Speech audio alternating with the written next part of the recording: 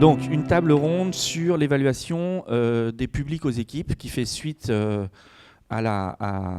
sur son contenu, sur la salle, sur tout, au projet d'Exupat précédent. Donc voilà, ceux qui ont assisté à la présentation auront le loisir de poser des questions.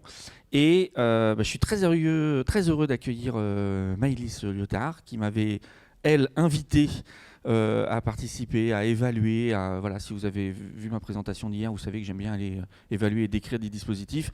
Et donc là, on va parler d'un parcours qui s'appelait le numérique à l'œuvre, dont elle va vous parler, et qui a eu la rare idée, la rare commande de faire une évaluation qui n'était pas que un impact sur les publics.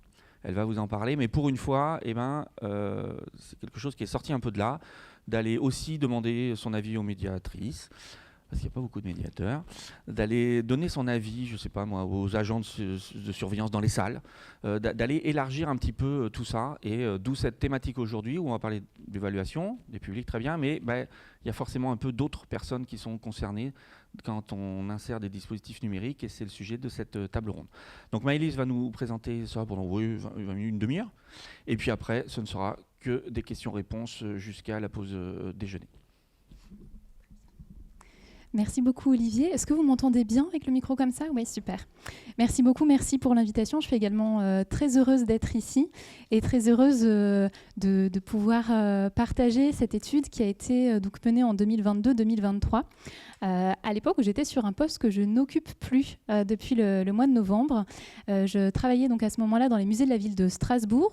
J'étais chargée de médiation et de projets culturels, à la fois intermusées et hors les murs, avec cette casquette de référente sur les études de public, l'évaluation et également la participation citoyenne. Juste pour vous dire en deux mots, désormais depuis novembre, je suis à Paris Musée, donc je suis toujours sur un réseau de musées. Je suis désormais responsable des partenariats et des projets en lien avec le champ social, le secteur pénitentiaire et le secteur de la santé. Donc voilà, d'autres enjeux encore, mais dans lesquels on peut aussi faire de l'évaluation et de l'étude des publics, et c'est d'ailleurs très précieux.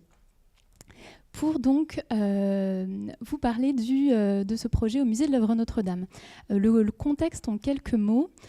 En 2022, vous le voyez, c'est le visuel qui est en haut, a été mis en place dans ce musée donc, qui se situe à Strasbourg, en face de la cathédrale de Strasbourg, et qui présente en grande majorité des collections qui proviennent, en fait, qui sont des éléments de sculpture et d'architecture de la cathédrale. Pour vous resituer, je vais vous montrer quelques images ensuite. Dans ce musée a été mis en place, au mois de mai 2022, un parcours appelé le numérique à l'œuvre, et qui a consisté à la mise en place dans l'ensemble des espaces du musée, dans l'ensemble du parcours permanent, de 18 dispositifs numériques de nature très différente. Je vais tout de suite vous montrer quelques visuels pour illustrer cela. Vous le voyez, ces dispositifs étaient repérés par un rond vert dans l'ensemble du musée. Et donc, on avait des dispositifs, ça allait de ce qu'on a pu évoquer dans la conférence précédente, de bornes vidéo, de diffusion de films, disons, plus classiques, jusqu'à des dispositifs de réalité virtuelle avec des lunettes sur périscope, avec également, on le voit ici, un casque de réalité virtuelle en plus des différentes lunettes sur périscope, avec, vous le voyez en bas à gauche, des tablettes de réalité augmentée. Également un écran incurvé, celui que vous pouvez voir au milieu 360. Et puis, vous aviez aussi des choses plus simples, entre guillemets, d'un point de vue dispositif numérique, avec des projections filaires. Donc des dispositifs finalement très très variés en termes de typologie, avec cette idée derrière d'en faire un laboratoire d'expérimentation de dispositifs numériques.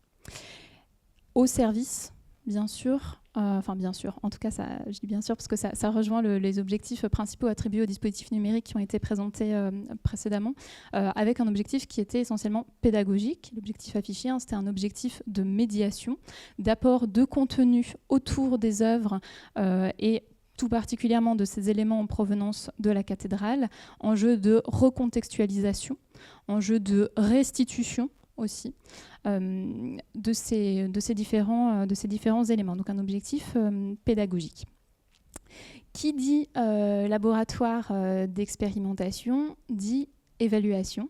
Donc l'ensemble de cette démarche, de ce parcours, s'est accompagné de la mise en place d'une étude qui a duré presque sur 2 ans. Enfin, en tout cas, il y a eu 2 périodes d'évaluation entre le printemps et l'automne 2022, et puis ensuite, à nouveau, hiver-printemps 2023.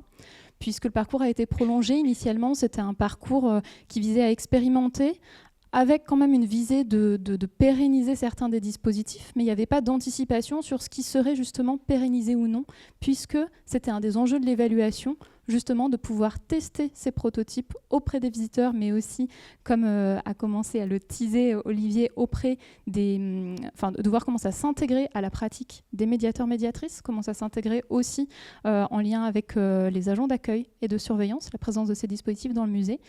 Et donc, finalement, il y a eu le choix de prolonger l'expérimentation jusqu'au printemps 2023. Et ensuite, à l'issue des conclusions rendues par l'évaluation, il y a un choix qui a été fait de pérenniser certains des dispositifs ou de les faire aussi évoluer. Ça, c'est quelque chose qui s'est passé pendant toute la période d'expérimentation. On était en dialogue permanent avec le concepteur qui s'appelle Stéphane Potier d'Inventive Studio, qui est basé à Strasbourg. Et donc, il y a eu ce dialogue qui a permis des réajustements et des tests, donc quelque chose qui était vraiment dynamique avec l'équipe de conception, donc Inventive Studio, et la conservatrice du musée de l'œuvre Notre-Dame, Cécile Dupeux. Alors, concrètement,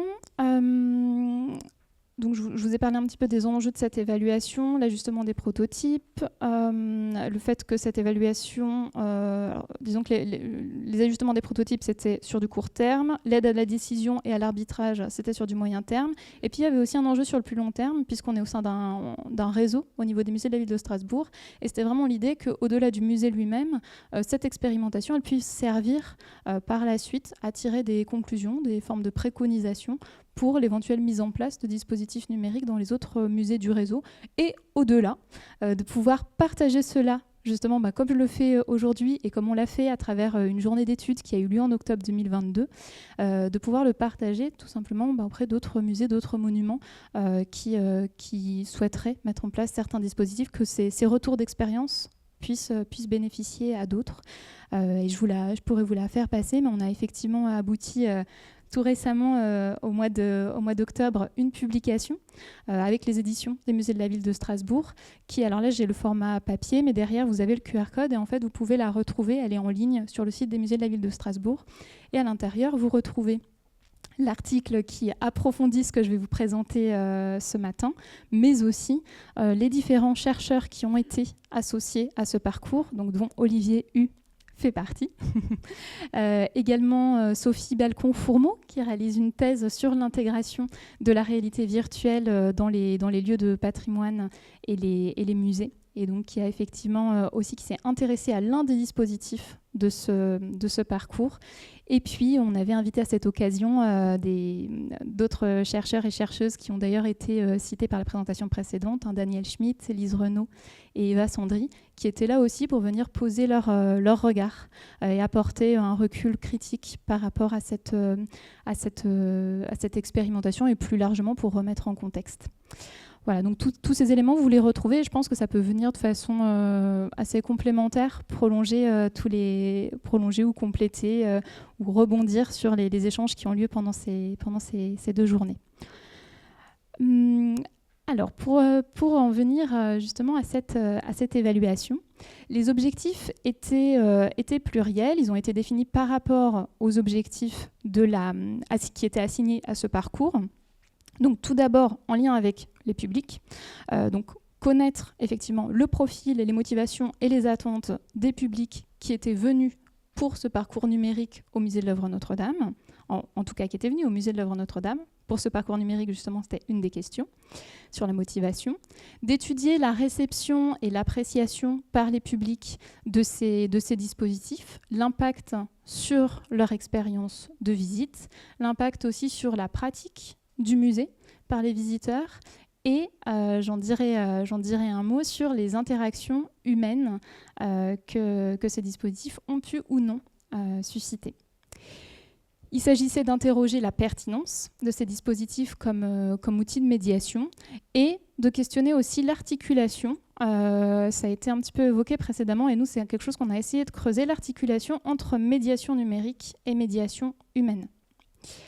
Voilà pour les grands objectifs. Et pour ce faire, on a mis en place une méthodologie plurielle, à la fois qualitative et quantitative, avec des entretiens qui ont été réalisés, mais aussi des observations postées, puisque l'idée, c'était de pouvoir confronter le déclaratif. On l'a vu là aussi lors de la présentation précédente, ce qui peut être déclaré avec un certain nombre de biais, parfois par les visiteurs à l'issue de leur visite, et puis ce qu'on observe réellement dans ce qui se joue dans les salles et dans le comportement des visiteurs par rapport au dispositif. Il s'agissait aussi donc, de passer donc, par l'observation postée, par les entretiens, également par une autre forme, des parcours commentés. Donc, il s'agissait de faire une observation suivie sur un segment du parcours du visiteur et de réaliser en parallèle une forme d'entretien libre. Donc, le parcours était finalement enregistré et le visiteur était narrateur de son parcours. Et puis en complément, pour avoir une donnée un peu plus quantitative, on a également réalisé des questionnaires c'était des questionnaires qui étaient en auto-administration assistée, donc on était toujours présente et ils se prolongeaient par un bref entretien en face à face pour pouvoir aller vraiment creuser là aussi certains des retours. En complément, une analyse a été faite des commentaires qui ont été laissés spontanément dans le livre d'or durant cette période.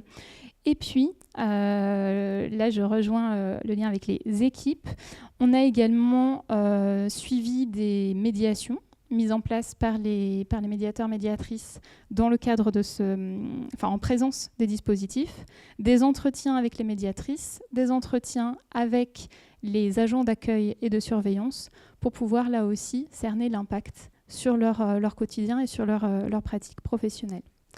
Tout ce travail a été mené, je pense très important de les citer, avec deux étudiantes qui ont été en stage à mes côtés, Amélie Ouedraogo et Alice Pommel, qui étaient des étudiantes en muséologie et en ethno, et qui vraiment ont mené un travail d'une très grande qualité avec beaucoup d'investissement. Donc, je pense très important de les citer. Et d'ailleurs, on en reparlera peut-être après, mais leur positionnement aussi, et le mien d'ailleurs, mais qui était extérieur à l'équipe de conception du parcours et même à l'équipe du musée. Quelque part, moi, j'avais ce positionnement à Strasbourg en transversalité, a aussi joué dans la façon dont nous avons pu mener cette évaluation, même en étant en interne alors à l'institution des musées de la ville de Strasbourg, néanmoins avec une confiance qui nous a été donnée, mais aussi une certaine distance, puisque nous n'étions pas partie prenante dans la conception même de ce parcours. Voilà pour les aspects méthodologiques. Concrètement, les principales conclusions de cette évaluation, alors je ne vais pas pouvoir rentrer dans tous les détails.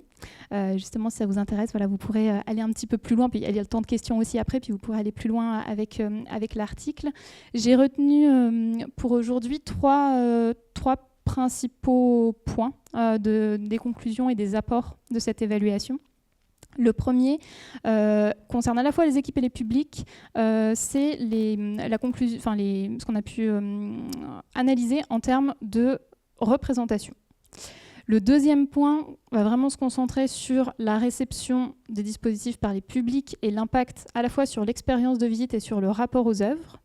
Et le troisième, sur le rôle des agents d'accueil et de surveillance et des médiateurs et sur finalement l'impact de l'introduction de ces dispositifs sur leur pratique professionnelle. Voilà les trois axes que je vous propose.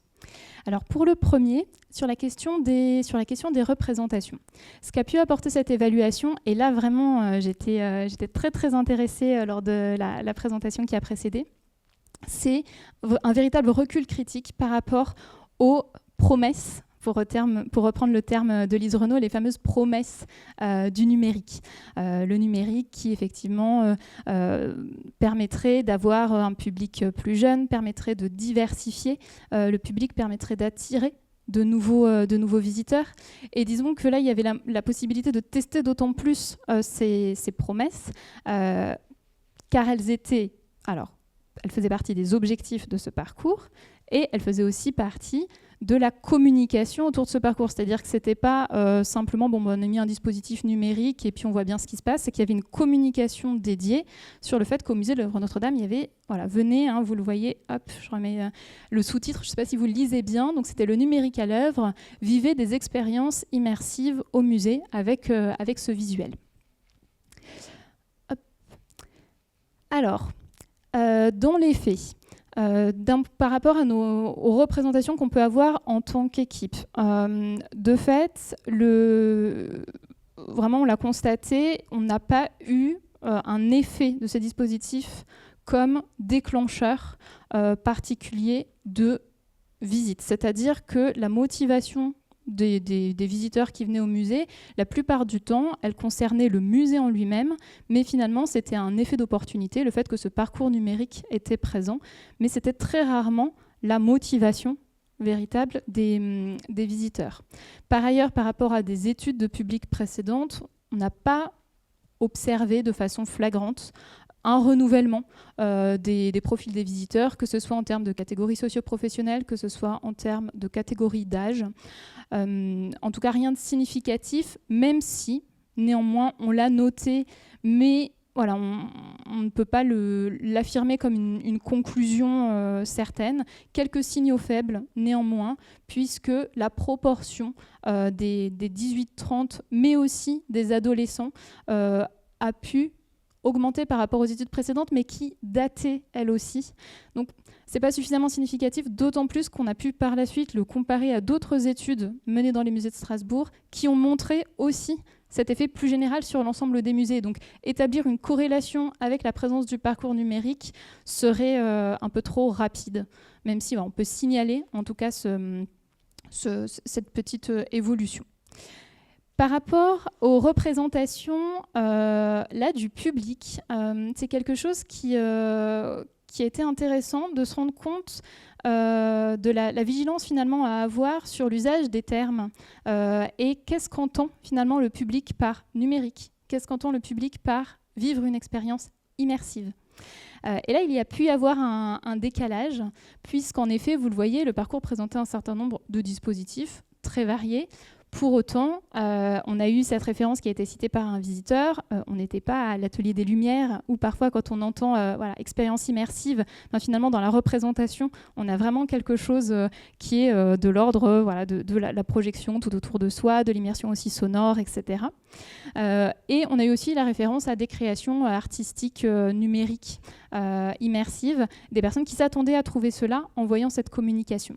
Donc là aussi, être vigilant finalement sur cet écart. Et à l'inverse, quand on a présenté justement, on a aussi utilisé la photo-illicitation lors de nos entretiens, donc en présentant les photos des différents dispositifs pour que les personnes puissent réagir. En fait, certaines personnes, là je cite un visiteur, a pu nous dire « Ah non, mais c'est pas un truc numérique, c'est juste un écran. » Voilà. Donc là aussi, finalement, quand on promet du numérique, il peut y avoir une attente derrière de la part du visiteur qui est finalement, les écrans font tellement partie de nos quotidiens que si on a simplement une vidéo qui est en défilement sur un écran, en fait, ce n'est plus considéré, en tout cas par une part des visiteurs, comme du numérique, proprement parlé. Donc, nous, on en a tiré vraiment un point de vigilance sur les éléments de communication. Voilà pour la partie représentation. Pour la partie réception des dispositifs par les publics et impact sur l'expérience de visite. Alors, là, je vais être peut-être davantage positive, enfin, je ne sais pas si il n'y a pas de partie là-dedans, mais en tout cas, se dire que ce qu'on a pu constater, c'est que même si les visiteurs n'étaient pas venus exprès pour le numérique, en revanche, les dispositifs numériques ont vraiment impacté de façon très positive l'expérience de visite. On a un rôle notable dans la satisfaction. C'est finalement le motif qui arrive en tête, la présence des dispositifs numériques en tête des motifs de satisfaction à l'issue de la visite. Là, je peux peut-être... Voilà.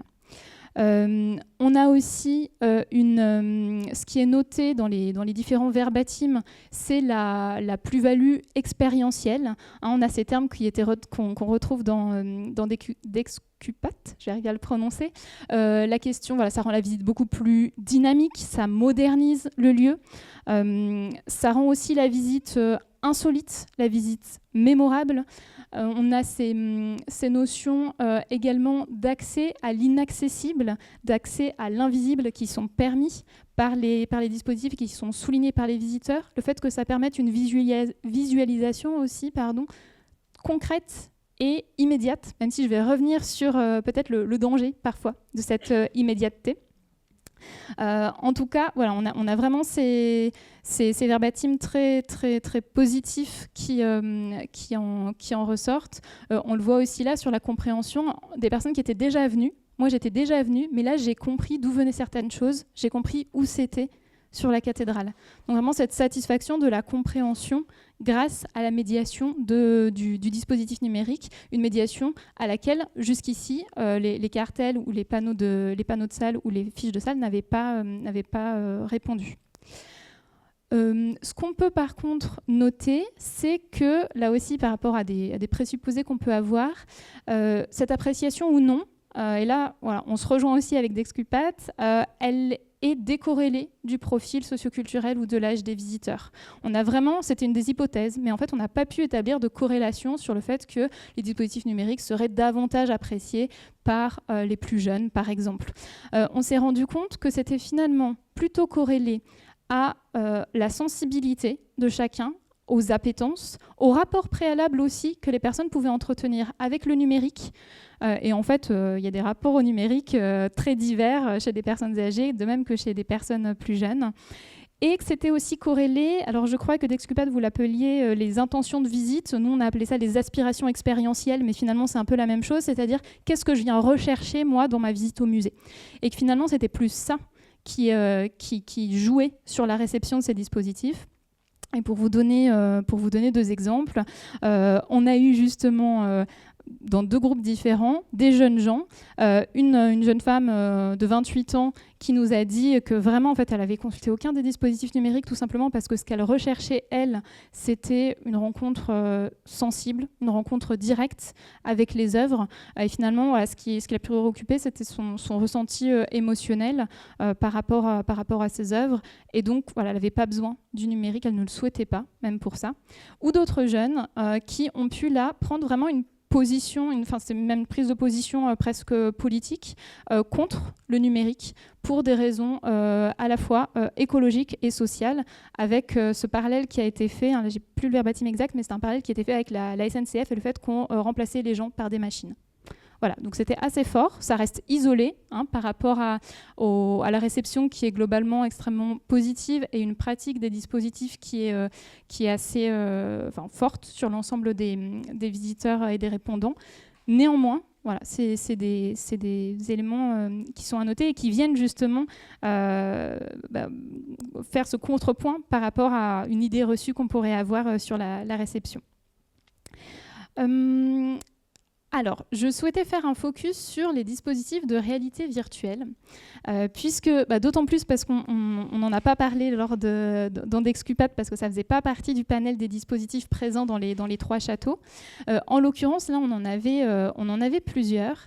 Et il y a une certaine ambiguïté, finalement, dans la réception de ces dispositifs. C'est-à-dire que, d'une part, ce sont vraiment les dispositifs préférés, les dispositifs plébiscités par les visiteurs, avec l'idée qu'il s'agit pour eux d'une nouvelle expérience. On a le terme d'impressionnant qui revient à plusieurs reprises dans les verbatims, l'expression sensation qui revient aussi très très souvent, le fait que c'était sensationnel, qu'on a ressenti des choses, qu'on a ressenti des frissons. Je crois que c'est un des extraits que j'ai noté. Voilà, c'est quelle vision parfaite accompagnée de frissons, c'est le grand trip, j'espère que ça va continuer. Donc voilà, on a tout ce vocabulaire vraiment très très fort d'une expérience. On parlait de l'effet waouh, c'est vraiment ça qui est communiqué par les verbatims des visiteurs et des dispositifs qui sont extrêmement marquants. L'effet l'autre effet, en tout cas, que peuvent avoir ces dispositifs, c'est que finalement, ils viennent, on appelle ça un effet éclipse, ils viennent éclipser un certain nombre de choses dans l'expérience de visite. Finalement, leur attractivité, la dimension sensationnelle, la dimension ludique viennent prendre le pas, d'une part sur le rapport à l'œuvre et d'autre part sur la réception du discours de médiation.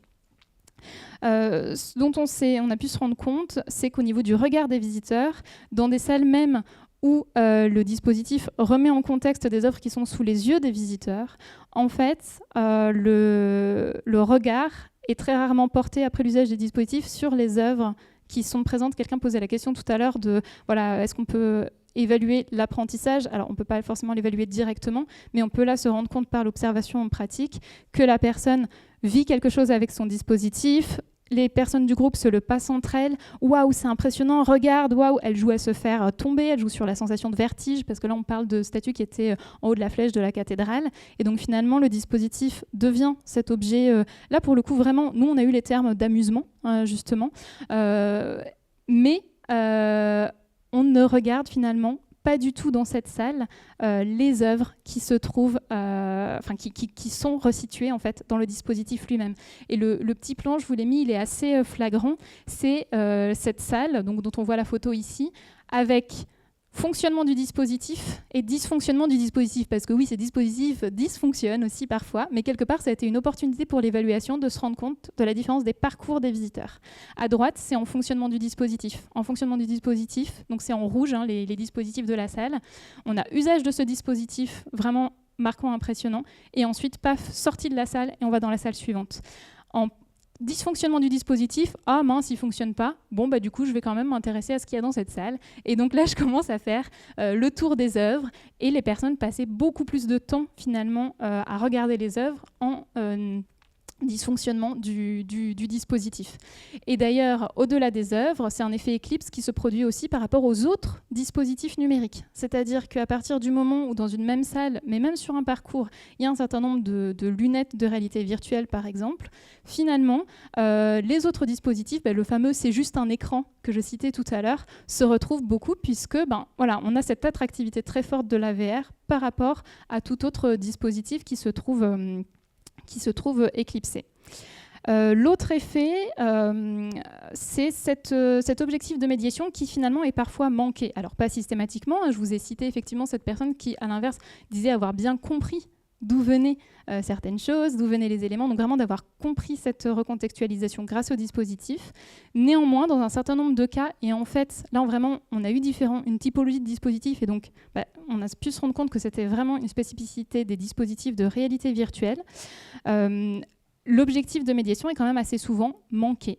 Alors soit parce que tout simplement, on ne fait pas le lien avec l'œuvre, donc c'est ce que je viens de détailler, soit parce qu'il y a justement ce sentiment très très fort d'immédiateté, de compréhension qui est produit par la VR et qui en fait ne fait pas aller plus loin dans la lecture du panneau qui est à côté et qui explicite le contenu du casque et son objectif, et qui produisent parfois des contresens ou en tout cas des interprétations trop rapides.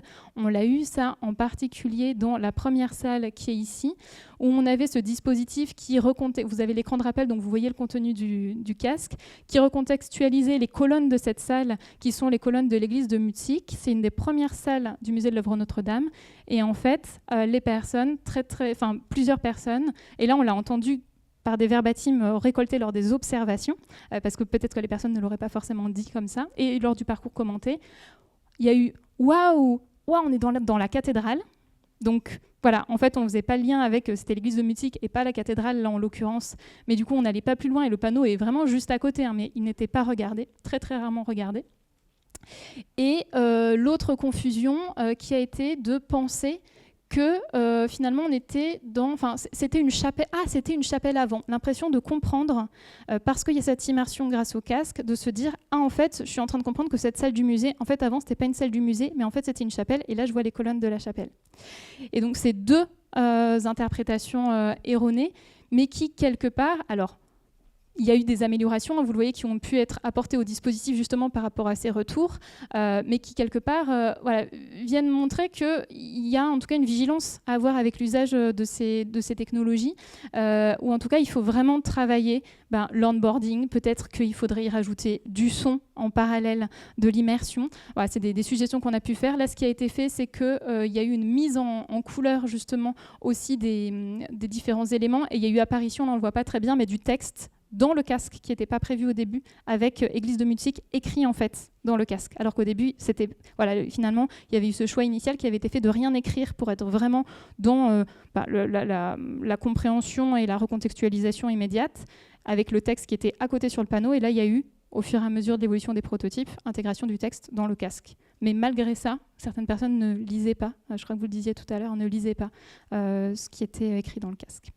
Voilà, donc ces petits points-là me font en venir au fait que ce dont on s'est rendu compte à l'inverse, c'est que beaucoup de dispositifs, même la plupart des dispositifs qui pouvaient présenter ces limites par un usage autonome des visiteurs, à l'inverse, ces limites se trouvaient, elles, résolues par une médiation complémentaire, et en l'occurrence par la médiation humaine. Et que même sur un certain nombre de dispositifs, on avait ce besoin d'accompagnement qui était sollicité par les visiteurs eux-mêmes. Et quelque part, c'est quelque chose qui est allé là aussi contre un autre présupposé qui, je voulais réagir à la question tout à l'heure et puis je me suis dit, voilà, ça sera l'occasion par rapport à cette question de l'isolement que pourraient provoquer des dispositifs numériques. En l'occurrence, alors c'est peut-être aussi lié à la typologie de ces dispositifs, on n'était pas sur des dispositifs embarqués, on était uniquement, vous l'avez vu, sur des dispositifs qui étaient fixes dans le parcours. Nous, on a pu observer, bien à l'inverse, contrairement à cette crainte qui avait été formulée aussi par la conservatrice d'une sorte d'individualisation du parcours de visite, d'isolement, qu'au contraire, ces dispositifs numériques ont suscité plus que jamais des interactions humaines au sein du musée. Des interactions humaines au sein des groupes de visiteurs, avec des échanges, des discussions qui allaient être des partages sur les questionnements, des partages sur leur compréhension, des partages sur l'émotion ressentie, sur leur vécu, ça peut être de l'émerveillement aussi en commun, et des choses qu'on n'observe très honnêtement pas autour d'une fiche de salle. Voilà. Donc il y a quand même vraiment eu cette différence notable, mais aussi entre des groupes de visiteurs qui ne se connaissaient pas dans le musée. Et là aussi, c'est quelque chose quand même qui n'est pas si fréquent d'avoir cette observation d'entraide de visiteurs qui se montraient, par exemple, comment utiliser le dispositif parce qu'eux-mêmes, ils avaient un peu galéré au début et du coup, ils voulaient montrer aux autres visiteurs comment l'utiliser, ou alors qu'ils les incitaient à l'utiliser. « Ah mais venez, c'est vraiment incroyable, il ne faut vraiment pas rater ce dispositif-là », par exemple. Et une grande finalement entraide, complicité, mais aussi parfois solidarité entre des visiteurs ou qui se prévenaient entre eux que celui-là de toute façon il fonctionne pas, donc vous embêtez pas à essayer de le faire marcher. Il y avait aussi de ça. Et c'est là que j'en viens aux agents. Ces dispositifs ont aussi été très fortement déclencheurs d'échanges avec les agents d'accueil et de surveillance, et ce qui n'était vraiment, pour les entretiens qu'on a pu réaliser avec eux, pas le cas précédemment. Donc j'en viens au troisième point, qui est justement cet impact sur le rôle des agents d'accueil et de surveillance, mais aussi sur les médiateurs, puisque vous l'aurez compris, ce qu'on a pu constater, c'est que finalement, et d'ailleurs contre une certaine intuition qu'on pouvait avoir, ces dispositifs numériques ont au contraire appelé un besoin d'interaction et de médiation humaine. Les agents d'accueil et de surveillance. Alors, ce qu'on a pu constater, c'est qu'ils ont été... Je regarde juste mon... Ok, je suis sur la dernière partie. Ça va ? Ça va ? Ok. Vous me dites, il y aura un temps de questions après, mais voilà, j'espère que c'est suffisamment clair et que ce n'est pas trop long. Sur les agents d'accueil et de surveillance, le constat, ça a été de se rendre compte que ces agents ont été donc beaucoup plus sollicités par les visiteurs, de différentes façons. Ça pouvait être des demandes d'éclairage sur les contenus des dispositifs, ça pouvait être des appels à l'aide sur une difficulté à manipuler le dispositif ou sur des dysfonctionnements, mais aussi des curiosités sur la fabrique les coulisses de ces dispositifs, parce que effectivement, ils avaient comme ça, du jour au lendemain, poussé comme des champignons dans l'ensemble du musée. Et finalement, il y a vraiment cette curiosité, en particulier par les personnes qui connaissaient le musée précédemment, de se dire mais d'où est venue l'idée, qui a travaillé dessus, etc. Ce sont ces trois principales typologies, on va dire, de sollicitation. Par ailleurs, les agents ont aussi été réciproquement se sont montrés beaucoup plus attentifs et beaucoup plus actifs. Actifs par rapport à l'usage de ces outils qui requéraient, là aussi si je compare à des fiches de salle, finalement plus de vigilance de leur part, par rapport à des besoins formulés par les visiteurs ou par rapport à des usages qui pouvaient être moins appropriés.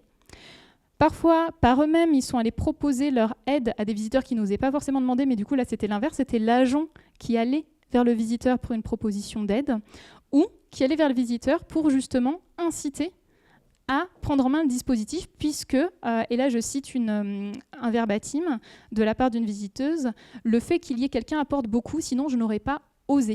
Et ça c'est quelque chose qu'on a pu également lire dans le livre d'or, avec l'aide et la bonne volonté de l'équipe du musée a été déterminante et essentielle, déterminante. Et ce sont des personnes qui ont pu nous dire qu'effectivement, s'il n'y avait pas eu l'incitation ou la présence de l'agent pour les inviter à utiliser le dispositif, finalement, elles n'auraient pas forcément osé. Alors parfois par crainte de faire dysfonctionner le dispositif pour des personnes moins familières des outils numériques.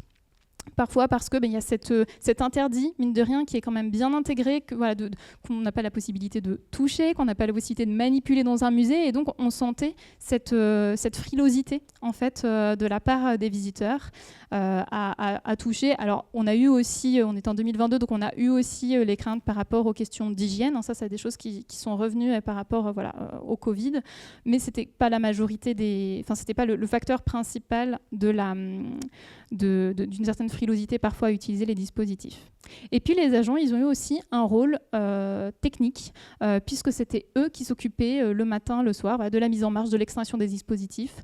C'était eux aussi qui allaient alerter en cas de dysfonctionnement et qui petit à petit se sont aussi appropriés des fonctionnements pour justement pouvoir débugger les dispositifs.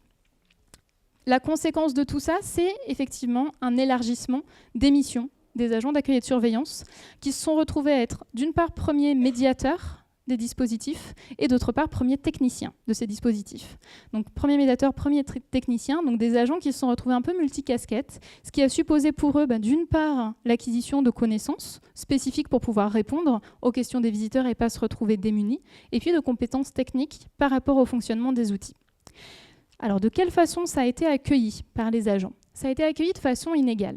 C'est-à-dire que pour certains agents, ça a été vraiment une opportunité d'épanouissement dans leur travail. Pour certains, je pense en particulier à un passionné de jeux vidéo et de casques de réalité virtuelle, ça a été pour lui vraiment un moment d'épanouissement dans son métier avec une valorisation de son appétence et de sa compétence par rapport aussi au reste de l'équipe où vraiment il s'est posé comme personne finalement ressource et référente pour aider ses collègues. Ça a été une occasion de monter en compétence pour certains, d'enrichissement de leurs relations avec les visiteurs. Je parlais d'une activité finalement et des interactions qui étaient plus riches, une dynamisation de leur mission aussi, une diversification de leur mission au quotidien. Pour d'autres agents, et c'est en particulier corrélé quand même à plusieurs choses, à la familiarité initiale des personnes au numérique, à leur rapport aussi à leur métier, à leur capacité d'adaptation, leur ouverture ou non à de nouvelles missions. Mais on a eu effectivement des agents qui, à l'inverse, ont manifesté davantage de réticence, qui avaient au départ des appréhensions, qui se sont sentis mal à l'aise avec ces outils, voire parfois mis en difficulté aussi par rapport à des sollicitations de visiteurs auxquelles finalement ils n'arrivaient pas à répondre. Et quelque part, c'était aussi une mise en échec pour eux, ou un dépassement aussi par rapport à toutes ces nouvelles tâches.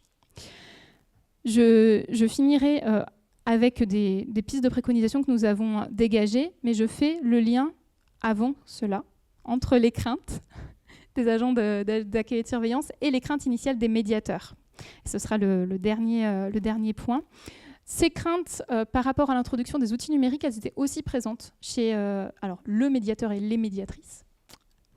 Elles étaient présentes en tout cas initialement et finalement, alors leur pratique a effectivement été impactée par l'introduction de ces outils, mais pour le coup, dans l'équipe de médiation, ces craintes initiales, peu à peu, ont été écartées et ont été plutôt remplacées par un certain enthousiasme par rapport à cette opportunité d'expérimenter des nouvelles formes de médiation avec ces dispositifs numériques. La crainte initiale, c'était par rapport au format de visite existant, au format de médiation existant. Il y avait une crainte que ça vienne perturber et qu'il faille retravailler certains scénarios. Parce que vous imaginez, 18 dispositifs dans l'ensemble du musée, mine de rien, ça a occupé un certain nombre d'emplacements physiques et visuels dans les parcours. Finalement, cette cohabitation, elle s'est faite de façon assez fluide. Il y a eu des adaptations nécessaires, mais qui ont assez vite été trouvées par les médiateurs. Des adaptations en termes de circulation, en termes de positionnement. Il y avait eu cette idée de positionner, par exemple, lors d'un groupe scolaire, de le positionner dos au dispositif si cela risquait de venir perturber dans le champ visuel l'attention du public. Il y avait la possibilité aussi lors de groupes scolaires accueillis sur certains horaires d'éteindre, tout simplement de ne pas allumer en fait les dispositifs concernés. Et puis vous le voyez quand même, il y avait un choix qui a été fait qui était une intégration quand même. Il y avait les ronds verts, mais mine de rien, l'intégration était quand même assez discrète dans l'ensemble du parcours des dispositifs. Il y a eu vraiment ce souci d'un point de vue scénographique aussi, d'une bonne intégration. Au-delà de l'adaptation des formats existants, je le disais, ça a été surtout une opportunité d'expérimentation de formats qu'on a pu appeler hybrides, où finalement les médiateurs ont intégré ces dispositifs numériques à la médiation humaine. Alors, ce n'est pas quelque chose qui allait de soi, puisque ces dispositifs n'avaient pas été conçus dans ce but. On a pu, par le biais des observations et des échanges avec les médiateurs, médiatrices, observer 3 principaux types d'intégration. Une approche qu'on a appelée démonstrative, une approche interactive et une approche méta. L'approche démonstrative, c'est vraiment l'intégration de ces outils finalement comme tout autre support de médiation à visée didactique pour venir illustrer le propos. Plutôt que finalement avoir un A3 plastifié, on montre ce qui est présent sur l'écran de rappel de certains dispositifs. Donc vous le voyez tout à droite avec la médiatrice qui utilise, voilà, elle triche, elle utilise les lunettes de réalité virtuelle comme un joystick, c'est la photo tout à droite. Et en fait, du coup, sur l'écran de rappel, son groupe peut voir ce qui se passe dans le casque. Donc ça a été l'importance là d'avoir des écrans de rappel par rapport aux lunettes de réalité virtuelle. Et ça a été vraiment une invention de la part, une appropriation, en fait on parlait d'appropriation, de la part des médiatrices. Vous voyez un autre outil, là c'était une tablette de réalité augmentée qui permet de restituer la polychromie d'une statue en haut à gauche. Et donc là aussi, la possibilité pour la médiatrice de venir l'utiliser en présence d'un groupe. Donc une aide finalement à l'explication, à la médiation. L'autre approche, donc, qui est celle interactive, ça a été de pouvoir finalement utiliser ces dispositifs comme des supports de mise en activité des visiteurs et du groupe, de création d'interactions et d'autres synergies au sein du groupe. Donc avec par exemple la proposition dans une salle où il y avait plusieurs dispositifs d'aller tester en sous-groupe les différents dispositifs et puis ensuite d'avoir un temps de mise en commun et d'échange où on partait des ressentis et des compréhensions des différents participants par rapport à ces dispositifs pour venir construire le discours de médiation. Ça a été également fait, à l'inverse, là je ne sais plus si on le voit sur une photo, c'était une personne qui testait le dispositif et qui commentait au fur et à mesure ce qu'elle observait au reste du groupe, qui réagissait, et donc il y avait comme ça des interactions qui étaient créées. Donc finalement ça a été une autre forme de médiation grâce au dispositif. Et puis l'approche méta, elle rejoint les curiosités qui sont venues des visiteurs eux-mêmes, que j'évoquais tout à l'heure, notamment toutes les curiosités sur la fabrique et sur les coulisses. Et ça a amené à des discours de médiation, des sujets de médiation, pour le coup, qui étaient imprévus au départ, alors, sur la question du making-of du parcours, mais aussi sur la question de l'apport des technologies, justement, aux techniques de restauration, en conservation-restauration, à la recherche en histoire de l'art. Et ça a parfois amené aussi la médiatrice à aller sur le terrain de la déontologie de la restauration, par exemple. Donc ça a permis de décaler le curseur sur des sujets de médiation qui n'avaient pas forcément été initialement envisagés et de venir renouveler les pratiques. Les dispositifs n'étaient toutefois pas adaptés, pas conçus pour, et donc il y a eu cette inventivité de la part des médiatrices qui a vraiment permis de se les approprier. Je pourrais revenir, mais là je vais aller à la conclusion parce que j'ai dépassé mon temps.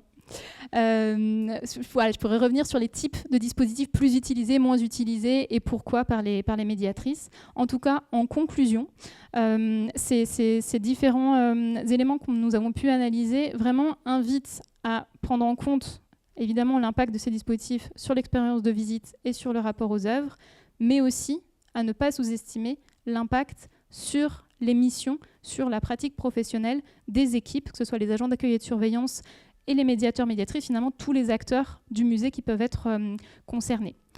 Les préconisations qu'on a pu formuler à l'issue de cette étude, là si je me centre vraiment uniquement sur les équipes, c'est vraiment d'essayer d'anticiper en fait au maximum cet impact et les conséquences que ça peut avoir, de mettre en place finalement un accompagnement au changement auprès de ces équipes, d'identifier en amont les appréhensions pour les lever au maximum en concertation étroite avec l'équipe de conception de ces dispositifs, d'avoir un temps bien prévu et planifié de familiarisation, de formation et d'outillage des équipes par rapport à tout ça, là aussi pour lever toutes ces craintes, et puis vraiment d'associer en fait en amont les équipes de médiation humaine, pas seulement la personne qui pourrait être responsable des publics ou de la médiation au sein du musée, et de prévoir, d'anticiper finalement cette polyvalence des dispositifs qui est finalement assez rarement pensé, polyvalence au sens où ces dispositifs peuvent avoir ce double usage pour les visiteurs individuels en autonomie, mais aussi pour les médiateurs, médiatrices dans le cadre de médiation humaine. Voilà, et je m'arrêterai là-dessus. Merci beaucoup pour votre attention.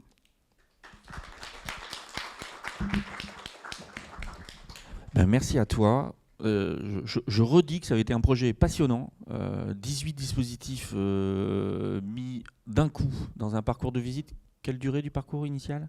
Initial, c'était 3 ou 4 mois, je ne sais plus. Non, le temps de parcours pour les visiteurs. Le temps de parcours, ouais. 2 heures à peu près, mais ça dépend. Ouais. C'est entre une demi-heure et 2 heures. Et on y rajoute 18 dispositifs numériques. Vous voyez l'impact pour les visiteurs, hein, c'est vraiment quelque chose qui était exceptionnel. Par contre, du coup, c'est devenu un laboratoire qui a été assez... Vraiment, je vous engage à aller consulter le compte-rendu et les articles parce que j'ai pas beaucoup, je ne sais pas si d'autres personnes en ont, mais j'ai pas beaucoup d'exemples où on s'est amusé à mettre 18 dispositifs d'un coup, différents, pour voir ce que ça fait, quoi. Voilà. Pour en revenir au sujet... Donc, effectivement, l'évaluation des publics, on en a tous un peu fait parler. Je ne sais pas si déjà, moi j'aurais une question plutôt à la salle, tiens, pour le coup, ce qui serait, est-ce que ça vous est déjà arrivé, rencontré, d'avoir des retours des professionnels, d'avoir des retours. Là, on a fait un petit focus sur les personnels de salle, mais d'autres, parce que Maëlys n'a pas eu le temps de le dire, mais on a même la conservatrice du musée a été interviewée. Voilà, toute la chaîne je cherche mes mots, voilà, tout le monde a été interrogé et on mesurait l'impact. Est-ce que vous avez, vous, des exemples dans vos établissements ou autres déjà eu, ou est-ce que ça vous est déjà venu à l'idée de vous dire, tiens, ce serait bien qu'on demande un peu l'avis à d'autres corps de métier dans l'établissement quand on va déployer notre tablette, quand on va déployer notre dispositif.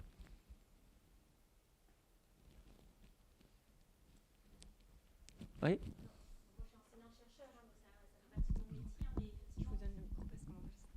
Donc, par exemple, nous, on l'avait fait à Narbovia, qui est un musée sur l'Antiquité romaine.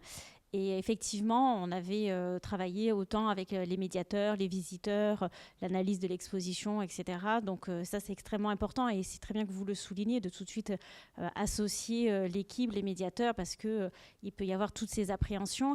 Et après, c'est très révélateur parce que finalement, pour décortiquer, analyser une pratique de visite, ils connaissent par cœur les médiateurs, quoi.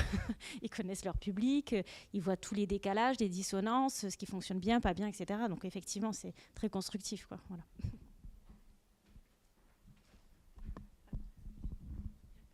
On en avait deux, mais du coup, Manuel, et puis on va.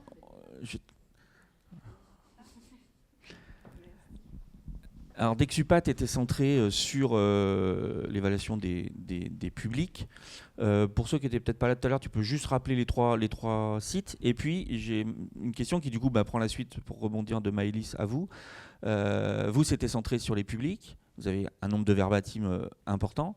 Mais du coup, est-ce que vous avez des échos ? Est-ce que vous avez eu des retours, ou pendant l'enquête, ou pendant la restitution de l'enquête aux médiateurs, j'ai des exemples en tête, sur justement l'impact auprès des médiateurs ou des personnels de salle, même si ce n'était pas, je le rappelle, l'objet d'Exupat. Si, en partie. Bon, merci beaucoup Maëlys, parce que effectivement, il y a plein de choses sur lesquelles on se recoupe. Pour ceux qui n'étaient pas là tout à l'heure, les 3 terrains sur lesquels on a travaillé, c'était 3 châteaux dans des contextes territoriaux différents. Le château des Ducs de Bretagne à Nantes, une exposition qui portait sur la traite. Le château de la ville de Fougères, qui est pas très loin du Mont-Saint-Michel, donc beaucoup de public touristique, et le domaine de Trévarez, dans lequel se trouve un château qui est beaucoup plus contemporain, les 2 premiers étant des châteaux issus du Moyen-Âge, et qui est un château dans un environnement à Trévarez, rural, dans un grand parc, donc il y avait vraiment cette idée de déconnexion. Alors, on a interrogé les équipes parce qu'on abordait le projet culturel et scientifique. Il y a eu des entretiens avec toutes les équipes. Et d'ailleurs, on a cette... ça me fait réagir parce que ça me fait penser à 2 cas où vraiment c'était extrême. À Nantes, donc, on a abordé une exposition sur la traite qui était une exposition que la direction du château avait voulu très numérique. Donc le côté communication, est-ce qu'on va attirer plus de public parce que c'est ce thème-là, parce qu'il y a du numérique, il y a beaucoup de dispositifs, avec l'idée d'en tester certains qui sont d'ailleurs maintenant dans le musée de la ville, donc qui ont été réutilisés, réintégrés dans le musée de la ville. Et là, en fait, ça s'est fait de manière assez verticale. Il n'y a personne dedans, là, hein? Vous répétez pas. On a bien vu que les médiatrices, parce que c'était beaucoup des médiatrices, se retrouvaient avec des dispositifs et étaient obligées de composer avec, et personne ne leur avait demandé leur avis, la possibilité d'arrêter certains dispositifs, par exemple. Si vous étiez là tout à l'heure, il y avait les tableaux d'Ederbrook, donc il y avait un vidéo mapping qui se mettait en route de manière régulière. Donc il y avait les gens arrivaient dans la salle, il y avait plein de choses à voir, et il y avait un petit chrono qui disait dans 2 minutes le commentaire sur les tableaux.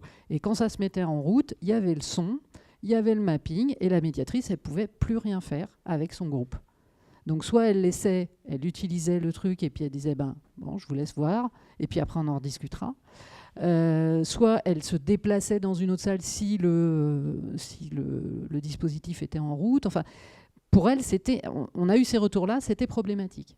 À l'inverse, au château de Trévarez, il y a eu, depuis le début, un gros travail sur qu'est-ce qu'on fait tous ensemble et comment on travaille tous ensemble et où est-ce qu'on place, etc. Donc du coup, on avait ces 2 cas extrêmes où, d'un côté, il y a des dispositifs qui ont été mis de manière vraiment, qui ont été imposés à certains moments, sans être pensés pour, et d'un autre côté, implication des équipes depuis le début. Et d'ailleurs, à Trévarez, ils ont voulu... Alors, on n'a pas eu le temps de présenter les terrains, mais le château est un grand château qui est très vide.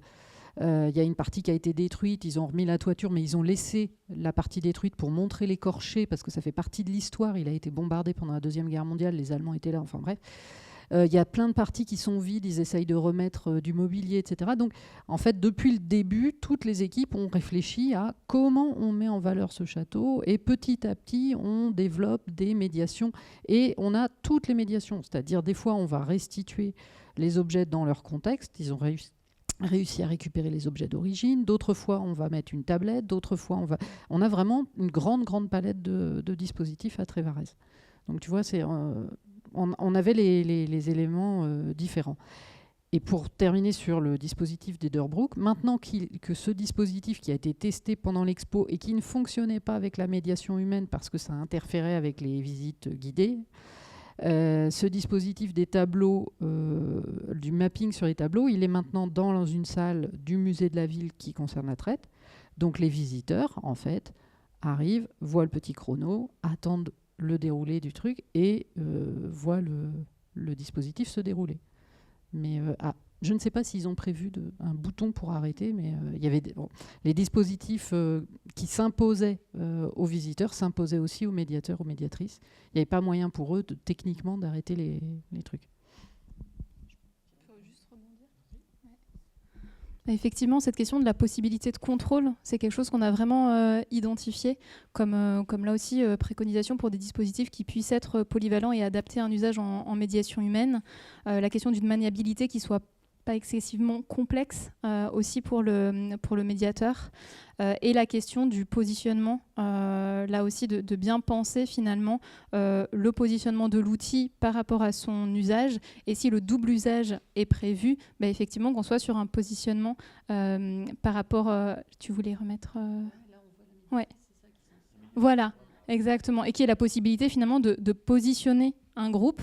Et ça rejoint aussi la question de la taille des dispositifs, c'est-à-dire que par exemple sur la tablette de réalité augmentée, c'était effectivement possible de l'utiliser de cette façon parce qu'elle avait une taille suffisamment grande pour être vue par le groupe et parce qu'elle était aussi maniable, c'est-à-dire qu'elle n'était pas fixée sur un support, il y avait un cordon mais elle n'était pas fixée, alors que dans une autre salle, alors là j'ai pas l'image, on avait une grande table, beaucoup plus grande pour le coup, qui permettait d'aller zoomer sur les détails d'un tableau, et en fait celle-ci était beaucoup plus complexe parce que son orientation ne permettait pas finalement d'avoir un regard des différents membres du groupe, et sa maniabilité là aussi en fait c'était quelque chose qui était fait vraiment pour un usage individuel, qui allait se retourner automatiquement si on était de l'autre côté. Donc en fait, c'est la médiatrice qui se retrouvait avec l'œuvre face à elle et puis le groupe. Elle devait se mettre dans une certaine position. Enfin, c'était une gymnastique qui a fait que cet outil a assez vite été délaissé par les médiateurs médiatrices.